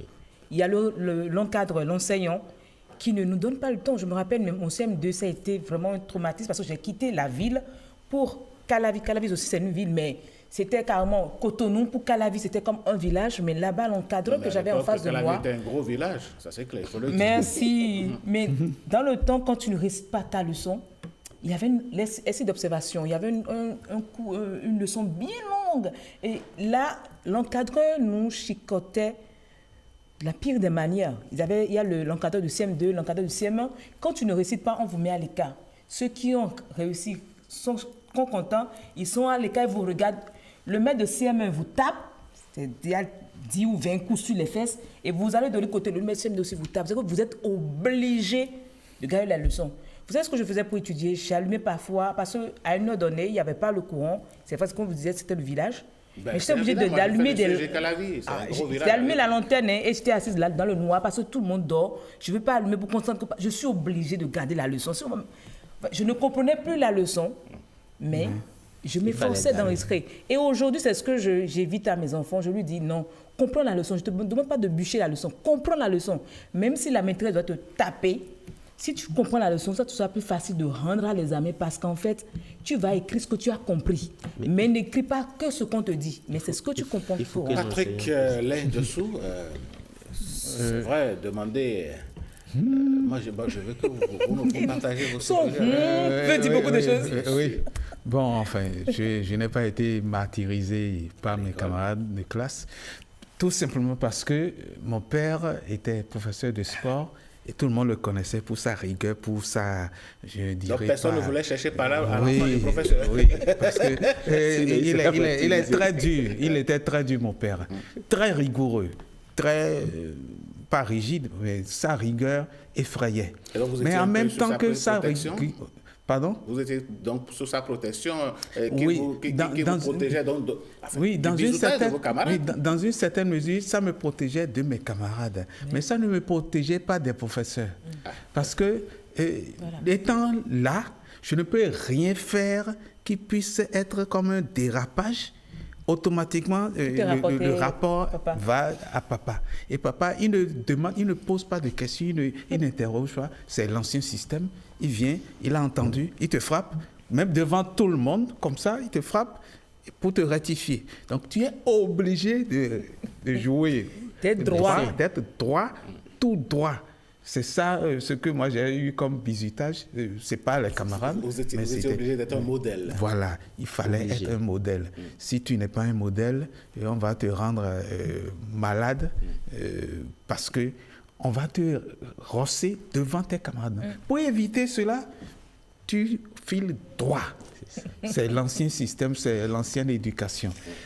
Et cela m'a permis de voir que les enfants peuvent... on peut alimenter en eux certains sentiments, des sentiments de révolte, parce qu'ils se disent, les autres font pire, ils font des bêtises, moi je ne peux pas en faire, pourquoi? Alors que faire l'erreur parfois, M. Alikhonou a un droit, non, on a le droit de faire des erreurs. Pour l'enfant a le droit. J'ai dit même souvent, l'enfant doit faire des erreurs. Oui. Écoutez encore la réponse de cette petite, je ne connaissais pas. Si je connaissais, je ne serais pas là. Et l'enfance, par excellence, c'est le moment de faire des erreurs pour apprendre. Et donc, il faudrait qu'on arrive à comprendre cela. Et c'est ça le plus important. Vous aviez dit tout à l'heure, j'étais obligé. Aujourd'hui, combien d'enfants sont obligés d'apprendre pour rendre? Comme Yasmine. J'apprends, je rends. Mais quand ils sortent de là, ne soyez pas étonnés que les enfants ont dit oui et il est passé du CM1 au CM2, mais il n'a pas le niveau. Parce qu'il n'a pas appris pour avoir le niveau, il n'a pas compris. Il travaillait juste pour passer en Et le maître n'a pas enseigné pour que l'enfant ait le niveau. Il a enseigné pour, quand on vient, il y a 10 qui ont récité aujourd'hui. Toute la classe a récité. Mais combien ont compris? Mais il y a un autre phénomène, pas pour les enseignants, moi je les félicite. On peut vous renvoyer la balle encore? Ah oui, oui. Monsieur, j'ai qu'à la vie là. Ah ouais, je vous vois venir. Vous êtes de connivence avec Aramata Gataou apparemment. Ouais. Non, en fait, ce Calavi, comme je vous le disais, c'était une grosse brousse. Pas pour dénigrer Calavi, hein. Calavi c'est ma ville. Je crois que notre génération, beaucoup sont aujourd'hui aux affaires. Bon, il faut dire que nous, on était un peu les têtes fêlées. Oui. À l'époque. Et donc, faire violence sur nous, ce n'était pas possible, puisque nous, entre camarades, on avait formé un groupe de 5. Je sais, et c'est ceux qui sont en train de me regarder actuellement. Et nous, notre force, c'était justement de comprendre les cours. Okay. Et on faisait en sorte de ne pas évoluer, de ne pas permettre aux professeurs d'évoluer tant que nous, on ne comprend pas. Et on posait tout le temps des questions, histoire de comprendre. Résultat, on n'était pas obligé d'aller apprendre les leçons. On comprenait les cours. Oui. Et il suffit de prendre le cahier, de voir quelques notions, et puis on avait les meilleures notes. Et puis après, donc, on avait voix au chapitre auprès des autorités. C'est bien que quand on nous qualifiait un peu de pagailleurs, on avait raison d'être pagailleurs, parce qu'on était un peu les porte-étendards de l'établissement. On faisait partie du club de génie en herbe. On avait créé, c'est nous qui avons créé la première radio, disons la radio du CEG Calavi. Il y avait un amplificateur, un entonnoir, et les surveillants s'en servaient pour passer les communiqués. Oui. Nous, on s'est dit, pendant la récréation, on va faire notre show, et puis voilà. Donc, bref, c'est pour dire que le bisoutage, moi, je ne l'ai pas vraiment connu. Quand bien même, quand j'étais petit, j'étais un peu plus maigrelet. Et la chicotte, quand vous étiez plus petit? La chicotte, bien sûr, ça, c'est clair. C'est passé par là. Mais bon, on a forgé le mental pour tenir debout, c'est important. Alors, M. Alihonou, merci d'être passé sur ce plateau. Patrick, vous avez bien fait d'aborder ce thème-là. On va inviter les parents, les enseignants. C'est vrai, c'est difficile quand un enseignant garde à lui seul 127 élèves dans une classe. Ça va être chaud de lui demander de le mettre. Oui, 127. De lui demander de suivre le rythme. Non, mais c'est clair. Là, maintenant, dans une région de Calavi, un village en face de l'université d'Abomey-Calavi, Kassoala, je crois, le cas existe, 127 élèves dans une classe pour un seul professeur. Et il est obligé de diviser la classe en deux, de faire le cours pour un lot, et puis après ramener le second lot pour faire le bref. On va féliciter les enseignants à faire en sorte de ne pas craquer pour s'adonner à la violence. Monsieur Alihonou, merci. On vous souhaite une bonne journée. Revenez-nous quand vous voulez. Ici, c'est votre maison. Ça, je le dis. C'est la maison de tous les Béninois. Allez, vous allez céder votre siège à d'autres invités. Nous allons parler donc de jeunesse toujours. De jeunesse. Oui. Et donc, Yasmine, Patrick, vous allez... On va prendre un léger congé de vous deux. Voilà. Et on vous retrouve demain certainement. D'accord ? Oui. Allez, merci beaucoup. Vous êtes gentils. Oh, là, qu'est-ce que vous êtes gentils. Allez, mesdames, messieurs, je vous parlais donc des jeux vidéo. Jeux vidéo dans notre pays. Vous savez, en réalité, ce n'est pas que dans les autres nations que l'on a des adeptes, je dirais des férus du jeu vidéo. Des Béninois, il y en a également. Et Ghislaine Adimi va nous faire découvrir cet univers juste après ce tapis.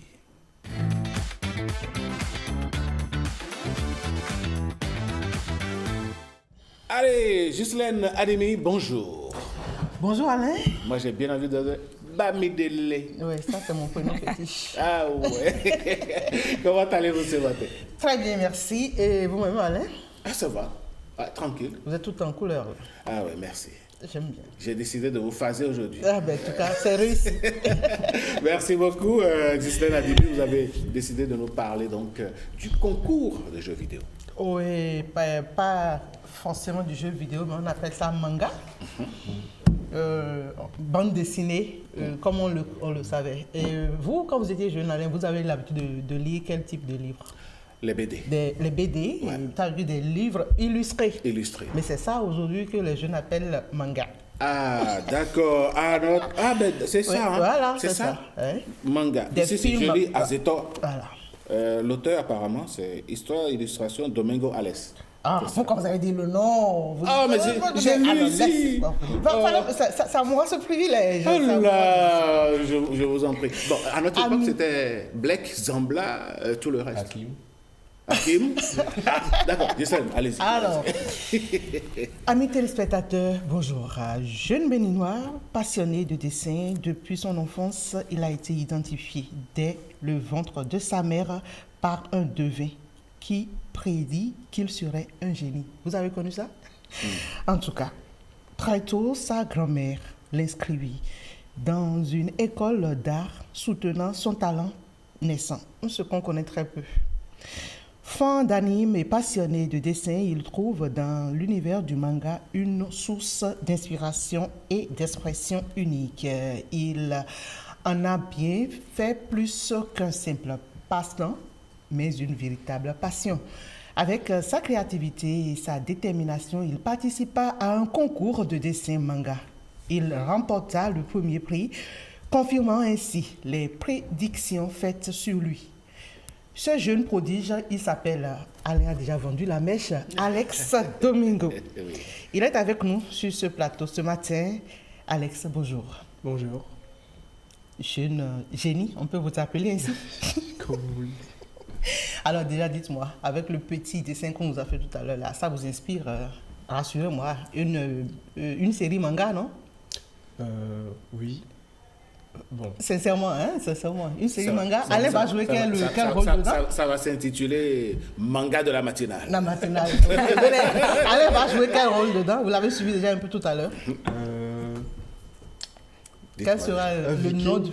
Un quoi? Un viking. Un viking? Un viking. Et moi? Et moi, il serait quoi? Je serais avec une épée? Une Amazone. Une Amazone, on le dit. Avec une armure? Bon, ben, ne soyez pas jaloux. Avec le temps, Alex et moi, on va réfléchir sur le rôle que chacun va jouer au sein de l'équipe de Bonjour le Bénin. Moi, je connais déjà mon rôle. Je serai viking. Et attention à vous. Hein. Voilà. Alors, Alex est accompagné ce matin de son manager, Ama Kombesi. Moi, je dis qu'il est son manager, mais lui-même va nous dire avec précision ce qu'il fait aux côtés de Alex. Ama, bonjour. Bonjour, madame. Et vous êtes qui pour Alex, notre génie?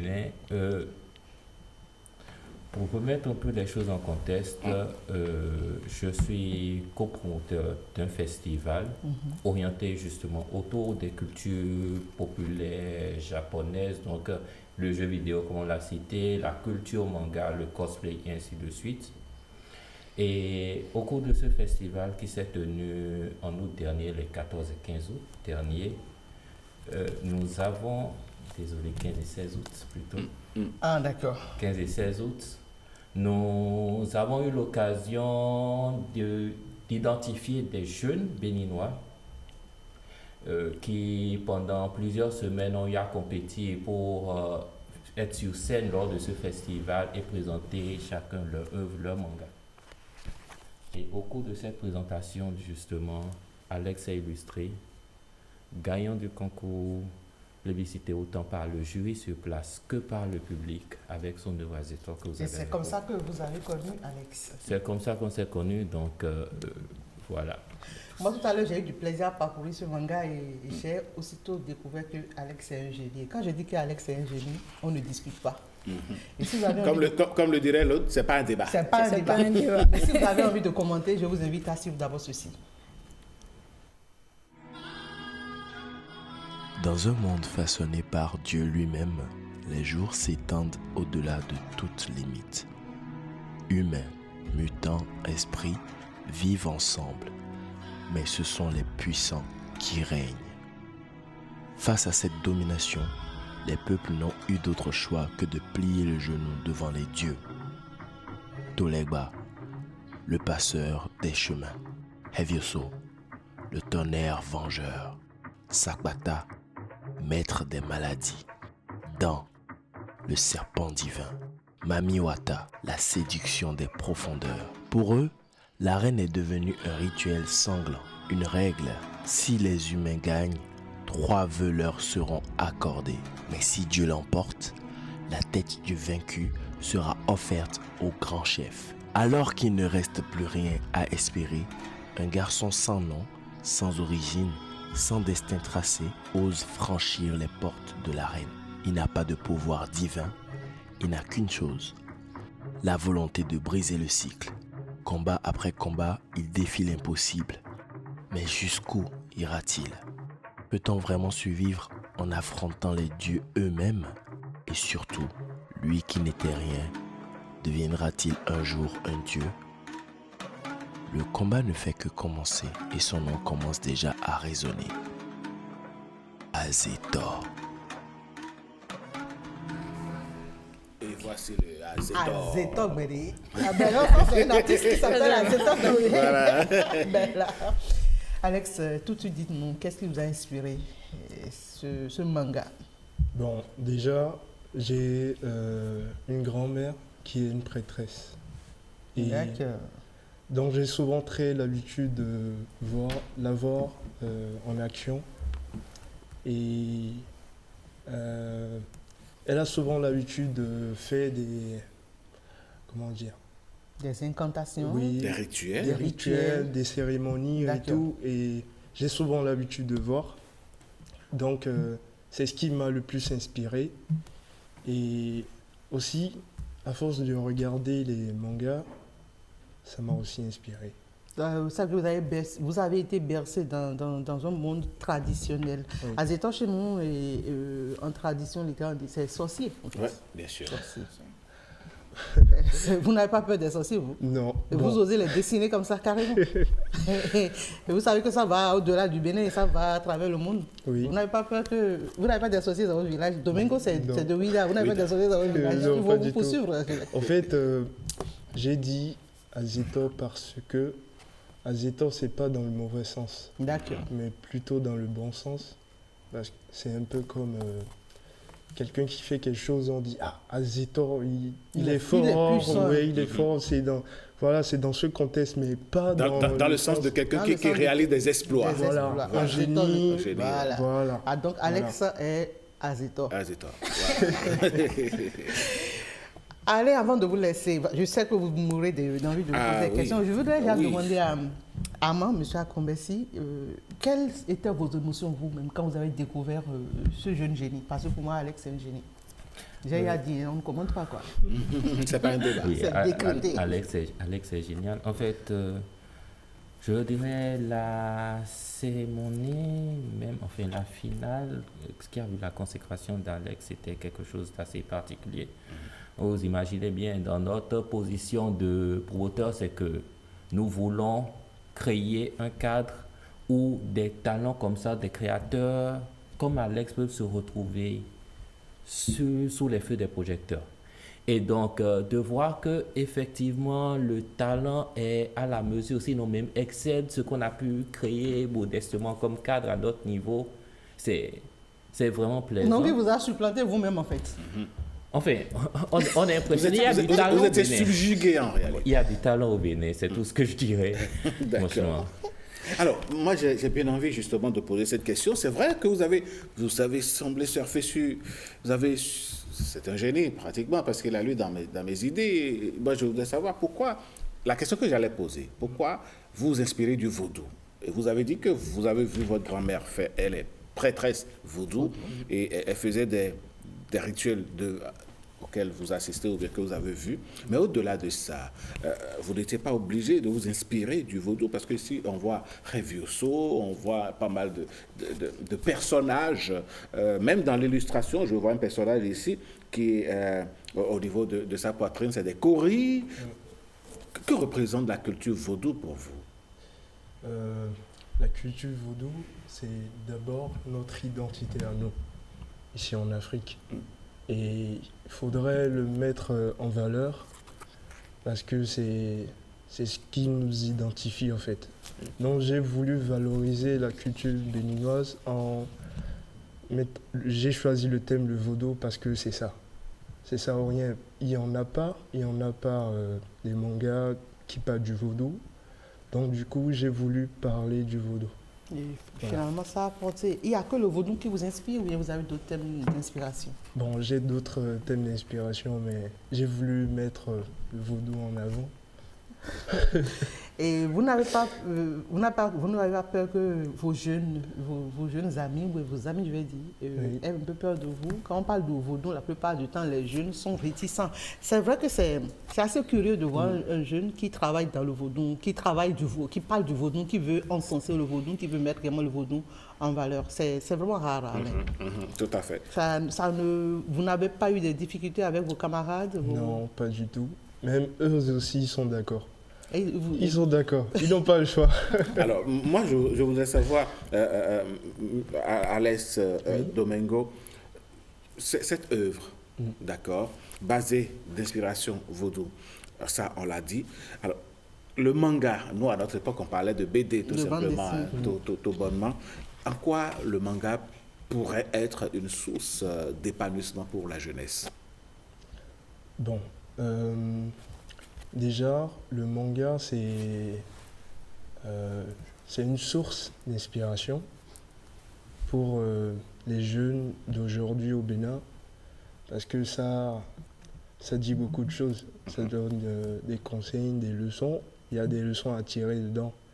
Et il y a aussi ce trait d'ancrage qui montre, comment dire, on voit de l'action dedans, il y a beaucoup de choses qui... Ça bouge. En fait, Alain, je pense que la personne qui répondra le plus clairement, ça va être M. Akombesi, qui fait partie du comité d'organisation de ceux qui ont lancé le jeu concours pour manga. Qu'est-ce qui vous a inspiré à organiser un jeu concours manga? Parce que Alex, c'est clair que c'est un passionné de dessin, c'est ce qui l'a lancé. Et il serait là avec une planche et un crayon, on aurait déjà vu d'autres choses. Alors dites-nous, est-ce que le manga pourrait être un élément d'épanouissement pour la jeunesse?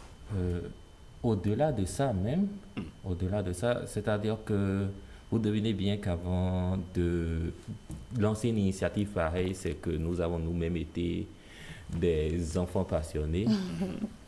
Et curieusement, ce qui était pour nous un divertissement à la base a fini par nous donner des leçons de vie qui nous ont accompagnés même dans la vie professionnelle. Et lorsque nous avons souhaité ouvrir ce cas, nous nous sommes rendus compte que non seulement il y a de ce côté créatif-là qui est mis en avant, nous avons également le vecteur de leçons. Parce que nous avons appris du manga, littéralement la bande dessinée japonaise. Nous avons appris du manga. Et même s'il y a beaucoup de valeurs japonaises qui font écho à nos propres valeurs béninoises, il y en a aussi d'autres qui sont propres. Et un troisième élément, c'est que c'est un outil de soft power. Actuellement, cela fait partie avec les samouraïs, avec le temple, etc., d'un des plus gros vecteurs de diffusion de la culture japonaise, aussi bien moderne que traditionnelle. Et nous aimerions ce genre de rayonnement culturel pour ce pays. Et donc s'en servir pour faire, donc, disons, le renversement et faire la promotion des valeurs béninoises à travers la bande dessinée. Oui, partout dans le monde. Est-ce que c'est pas parce que vous avez vu les jeunes suivre les Naruto, parce que c'est les nouveaux. J'avoue que personnellement, quand j'entends mes enfants dire Naruto, à un moment donné, c'est quoi cette histoire? Nous, on connaissait les bandes dessinées. Nous, on connaissait les pandas, les tortues ninja. Les clémentines, les boobas. Aujourd'hui, on parle de Naruto. Marvin, lesquels vous suivez? Moi, je suis, comment on appelle ça? Il y a une bande dessinée, bon, pas bande dessinée, manga qui s'appelle SWAT Art Online, que moi je suis fréquemment, ou bien l'Attaque des Titans. C'est un truc de genre que... Je suis sûr que c'est ce qui a inspiré le comité d'organisation. Ils ont compris que la jeunesse aujourd'hui est portée vers ces genres d'œuvres qui peuvent transmettre des informations.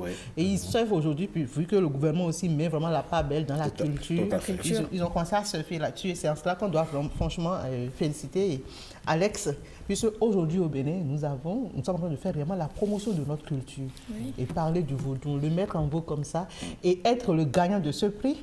Et j'annonce d'ailleurs qu'Alex doit aller au Japon là. C'est toujours dans ce cadre, n'est-ce pas? Alors franchement, c'est pourquoi je dis qu'Alex est un génie. Et donc il va être notre ambassadeur en matière de BD, voilà. Et je vous invite d'ailleurs à suivre les impressions de ceux qui étaient à la cérémonie de consécration de notre génie. D'accord.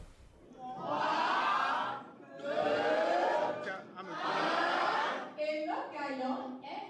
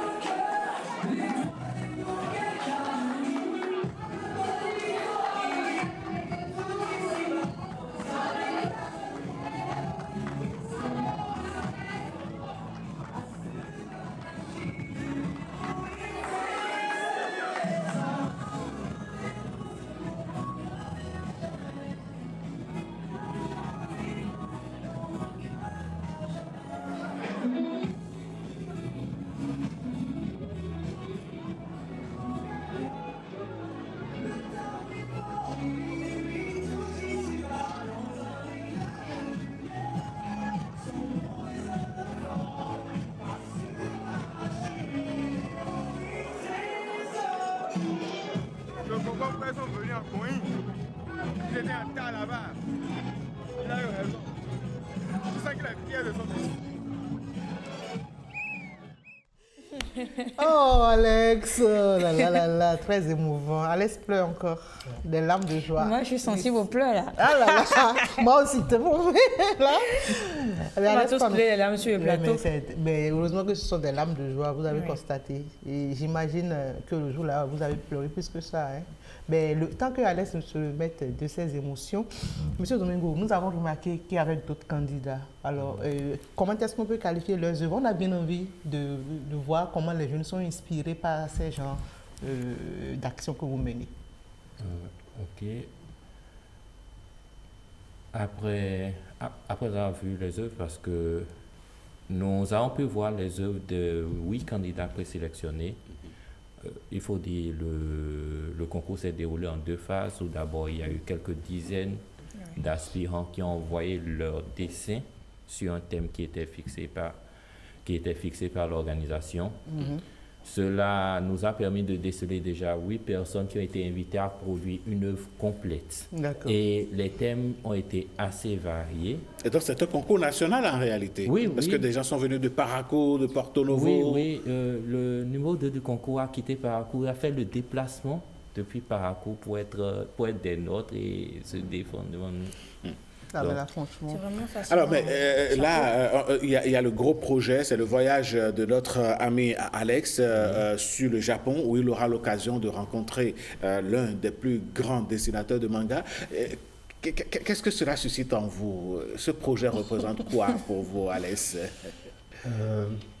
Déjà, ce projet, c'est quelque chose de grandiose. Vous êtes déjà un dessinateur, vous allez rencontrer un monument dessinateur. Comment ça va se passer? Bon, je vais faire un stage avec l'un des plus grands mangaka.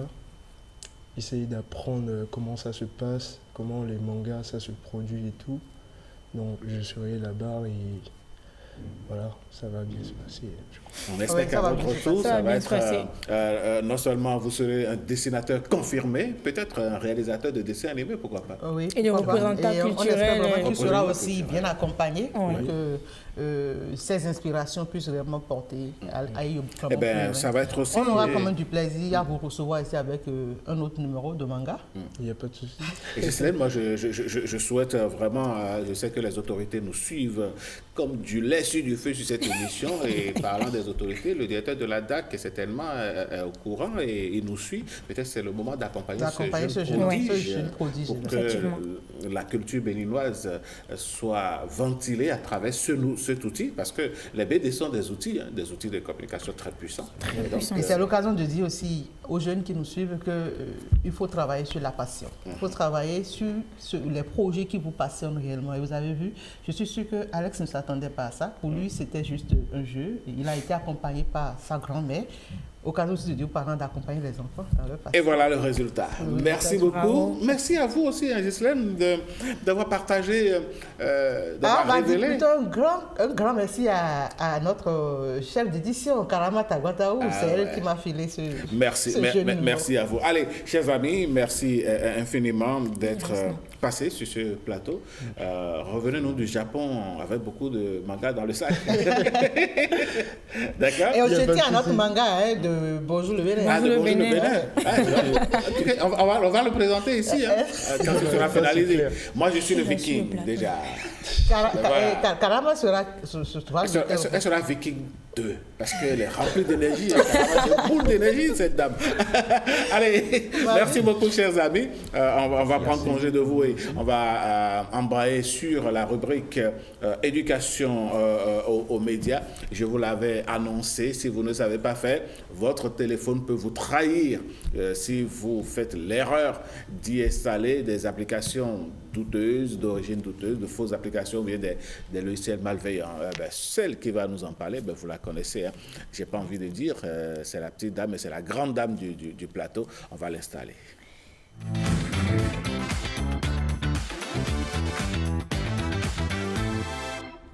Logiciel malveillant, fausse application, comment est-ce que votre téléphone peut vous trahir? Marvin Promise Ainadou, c'est ça? vous avez décidé de nous parler de ça. Oui. Bonjour Alain. Bonjour. Bonjour Ghislaine. Bonjour Marie. Bonjour chers téléspectateurs. Alors aujourd'hui on va parler de fausses applications et logiciels malveillants. On a un téléphone portable qui nous est indispensable, on se connecte, on l'utilise pour tout. Mais ce téléphone-là peut nous amener dans des erreurs et nous amener à vivre des choses qui ne sont pas forcément désirables. Alors, les applications qu'on télécharge souvent se retrouvent... on télécharge beaucoup d'applications, énormément d'applications. Dès qu'on voit une application qui nous intéresse, on la télécharge. Comment repérer en fait ces applications-là qui sont malveillantes et qui sont susceptibles de nous créer des dommages plus tard? Alors, il y a des signaux d'alarme. Si on suppose qu'on veut allumer notre lampe torche, mais qu'on nous demande d'allumer notre localisation. Il y a des autorisations sur les téléphones et quand on veut allumer, on suppose une lampe torche, on nous demande d'activer notre localisation. Est-ce que techniquement, logiquement, ça... Quel est le rapport entre la torche du téléphone et la localisation? Voilà, donc en fait, il n'y a pas vraiment de rapport. Les gens veulent voir ce que je veux éclairer. Oui. Voilà, c'est une curiosité malsaine. Voilà, il y a le développement peu crédible de ces applications-là. Il y a également des permissions excessives, comme je l'ai dit, l'exemple de lampe torche, ou une application de jeu qui vous demande d'insérer vos coordonnées bancaires. Des trucs comme ça. Et plusieurs personnes le font, ils insèrent leurs coordonnées, supposant, parce qu'ils se disent, c'est une autorisation pour que l'application fonctionne forcément. Ils ne lisent pas, ils ne font pas une introspection pour voir si elle est indispensable ou pas. Est-ce que ce n'est pas un piège? Vraiment, c'est un piège parce qu'il y a des conséquences qui sont le vol d'informations personnelles, et des photos, des contacts, des identifiants et mots de passe. Il y a également les piratages de comptes. Les mails, les réseaux sociaux ou comptes bancaires, parce qu'on insère nos coordonnées bancaires pour ouvrir une application de jeu. Le jeu pourra l'utiliser pour des fins. Mais Marvin, il faut préciser aux téléspectateurs que le fait de fournir des informations de sa carte bancaire pourrait être à la base du fait que les gens vident votre argent de votre compte. Bien effectivement, hier on a dit hier que peu importe ce qui se passe, même si on se sécurise le maximum possible, il peut y avoir de petites conséquences. Donc imaginez si on ne se sécurise pas du tout et on met nos coordonnées bancaires sur n'importe quelle application qui demande en fait qu'on insère. La meilleure des choses, c'est d'abord de vérifier et de prendre les applications sur les bons sites, Play Store, App Store, de vérifier les avis des utilisateurs parce que les personnes reviennent s'ils n'ont pas été satisfaits. Ils donnent des avis, si c'est bon, vous prenez. Vous allez dans le bas des avis de l'application, vous voyez si c'est un développeur légitime qui l'a fait, si l'application a la licence nécessaire en fait pour fonctionner sur votre téléphone, bien pour être bienveillante. En fonction de ça, maintenant, vous vérifiez les permissions demandées. Il faudrait voir. L'application de touch ne peut pas demander une localisation, c'est pas normalement censé. C'est pas un processus qui va engendrer que la lumière s'affiche. Donc il faudrait voir, désinstaller les applications à temps. Il y a des applications qui font ça souvent, que je suppose les applications de VPN gratuites qui demandent des partages. Et ces applications de VPN gratuites clonent les téléphones et prennent les informations parce que c'est du contournement de localisation. Il y a également des applications de... il y a également des applications de... Je pense qu'il y a des applications de clonage. Des personnes utilisent des applications en fait pour cloner plusieurs applications, même applications sur leur téléphone, comme dupliquer 3 fois WhatsApp ou bien dupliquer WhatsApp plusieurs fois. Les deux applications. Voilà, ça engendre également des processus malveillants sur votre téléphone parce que vous amenez votre système à reproduire un processus qui n'est pas destiné au téléphone. Ça peut créer beaucoup de dommages, la fuite de données personnelles, la fuite de photos et beaucoup de choses qui peuvent être contraintes ou bien qui peuvent désavantager plus tard. Et donc, il faut faire très attention. Il faut faire très attention aux applications malveillantes et savoir où télécharger, quand télécharger. Et surtout, l'usage que vous voulez en faire. Si ce n'est pas nécessaire... attendez, je donne un exemple comme ça. Les téléphones, généralement, viennent avec un enregistreur qui vient avec. Mais après, les plateformes vous proposent d'autres applications pour enregistrer la voix, pour faire la vidéo. Et donc, il faut faire très attention. Il faut faire très attention. Et je viens de me rappeler, il y a l'application Pépite ou Pépito pour que le Centre national d'investigation numérique a signalé la dernière fois que c'était une application arnaqueuse.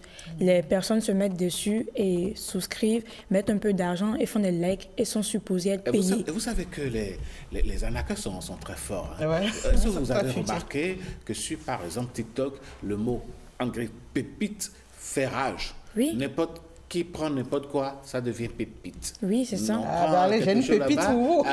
Voilà, vous avez pépite pour moi. Et ça, là, c'est une pépite, je ne vous dis pas. J'ai découvert une pépite pour vous. Voilà. Et les gens ont pris ce vocable, ont fabriqué quelque chose, et puis ils vont vous arnaquer, donc il faut faire très attention. Et ils créent banalement des ambassadeurs, parce que depuis 2 jours, ça fait la viralité sur TikTok, les personnes qui veulent parrainer, parce que quand on parraine quelqu'un sur une application, on a posé de gagner plus de gains. Depuis, ça fait la viralité sur TikTok, et plusieurs jeunes dames, plusieurs jeunes hommes font la publicité de pépites pour supposer que c'est une meilleure application qui leur fait gagner de l'argent sans lever le doigt. Mais le Centre national d'investigation a bien dit que tout Béninois qui va télécharger l'application ou bien va faire la communication de cette application risque d'être victime, risque de subir les conséquences de son acte frauduleux. Bon, de toutes les façons, nous, on aura averti, on aura relayé, on aura porté l'information.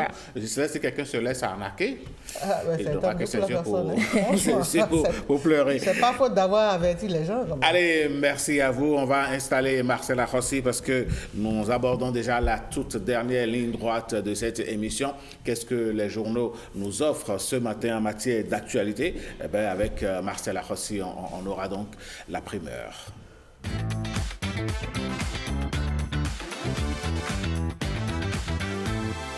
Marcel Arrossi, bonjour. Alain, bonjour. Bonjour à tous. Comment allez-vous ce matin? Très bien, merci. Alors, Paul Rompey est désigné candidat de la FCBE à la présidentielle de 2026. Le matinal fait claquer le verdict des coris. Paul Rompey est désigné donc candidat mercredi 1er octobre 2025, candidat pour la présidentielle d'avril 2026. Le journal le décrit comme l'homme d'expérience, ancien ministre, ancien maire de Bopa, premier chef de file de l'opposition au Bénin, porte-flambeau du parti, écrit Le Quotidien, mais flambeau encore incomplet, le colistier, lui, se fait attendre. Réponse promise au plus tard le 6 octobre comme une énigme suspendue au-dessus de la scène politique. Fraternité prend la plume et amplifie l'écho.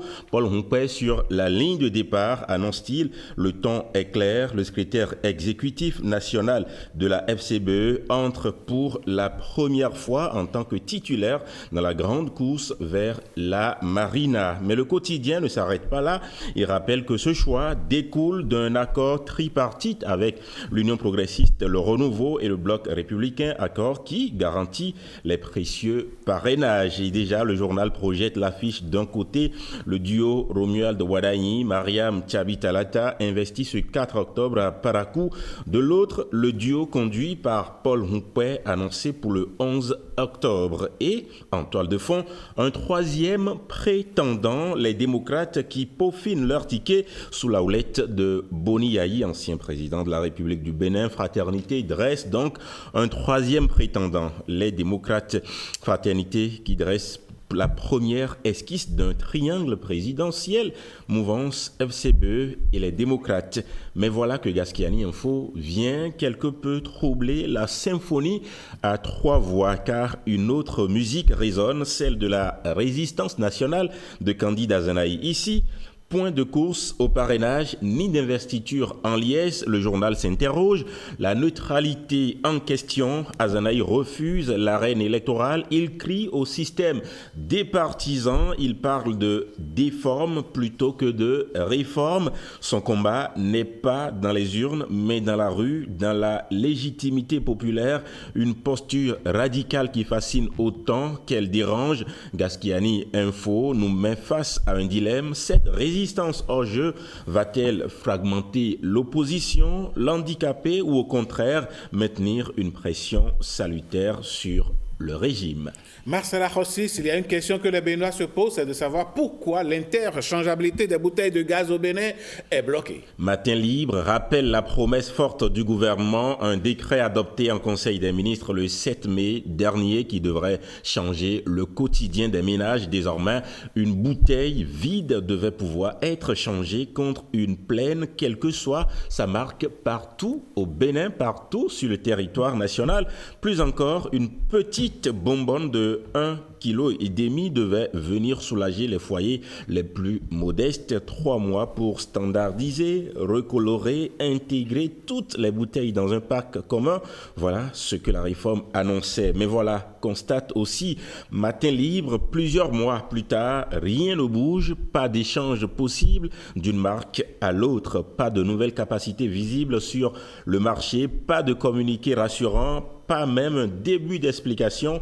Le quotidien peint le tableau d'un marché en transition incertaine comme figé entre promesses et réalité. Le journal interroge avec insistance, le rachat des bouteilles a-t-il vraiment commencé? Les communes défavorisées voient-elles enfin du gaz arriver à prix accessible? Ou bien la réforme annoncée comme salvatrice se heurte-t-elle déjà à des obstacles logistiques et opérationnels? Et Matin Libre, avec des accents oratoires, dénonce un silence cinglant sorti du décret des dieux, comme si l'État s'était tu, laissant les ménages dans l'attente obligée de jongler avec des bouteilles incompatibles, parfois à des prix exorbitants. Pourtant, rappelle le quotidien, la philosophie de la réforme reste noble: protéger les forêts en réduisant le recours au bois de chauffe, uniformiser le marché pour réduire les inégalités d'accès, alléger le quotidien des familles rurales, une réforme ambitieuse, mais dont la mise en œuvre patine. Alors, le journal conclut sur un ton d'alerte. La transition promise tarde à devenir réalité. Le marché du gaz, au lieu d'être libéré, semble retenu par des chaînes invisibles. Et dans cette attente, ce sont les consommateurs, surtout les plus modestes, qui paient le prix fort. Vivement que cette réforme pointe du bout du nez, que la réalité revienne. Ce qui est réel, c'est la fin de ce numéro, le 14 de votre émission Bonjour le Bénin. Ghislaine Adimi, un mot de fin? C'est dire bonne journée, souhaiter une bonne journée à tous nos amis téléspectateurs. Merci de nous avoir suivis. Merci à toute l'équipe de réalisation.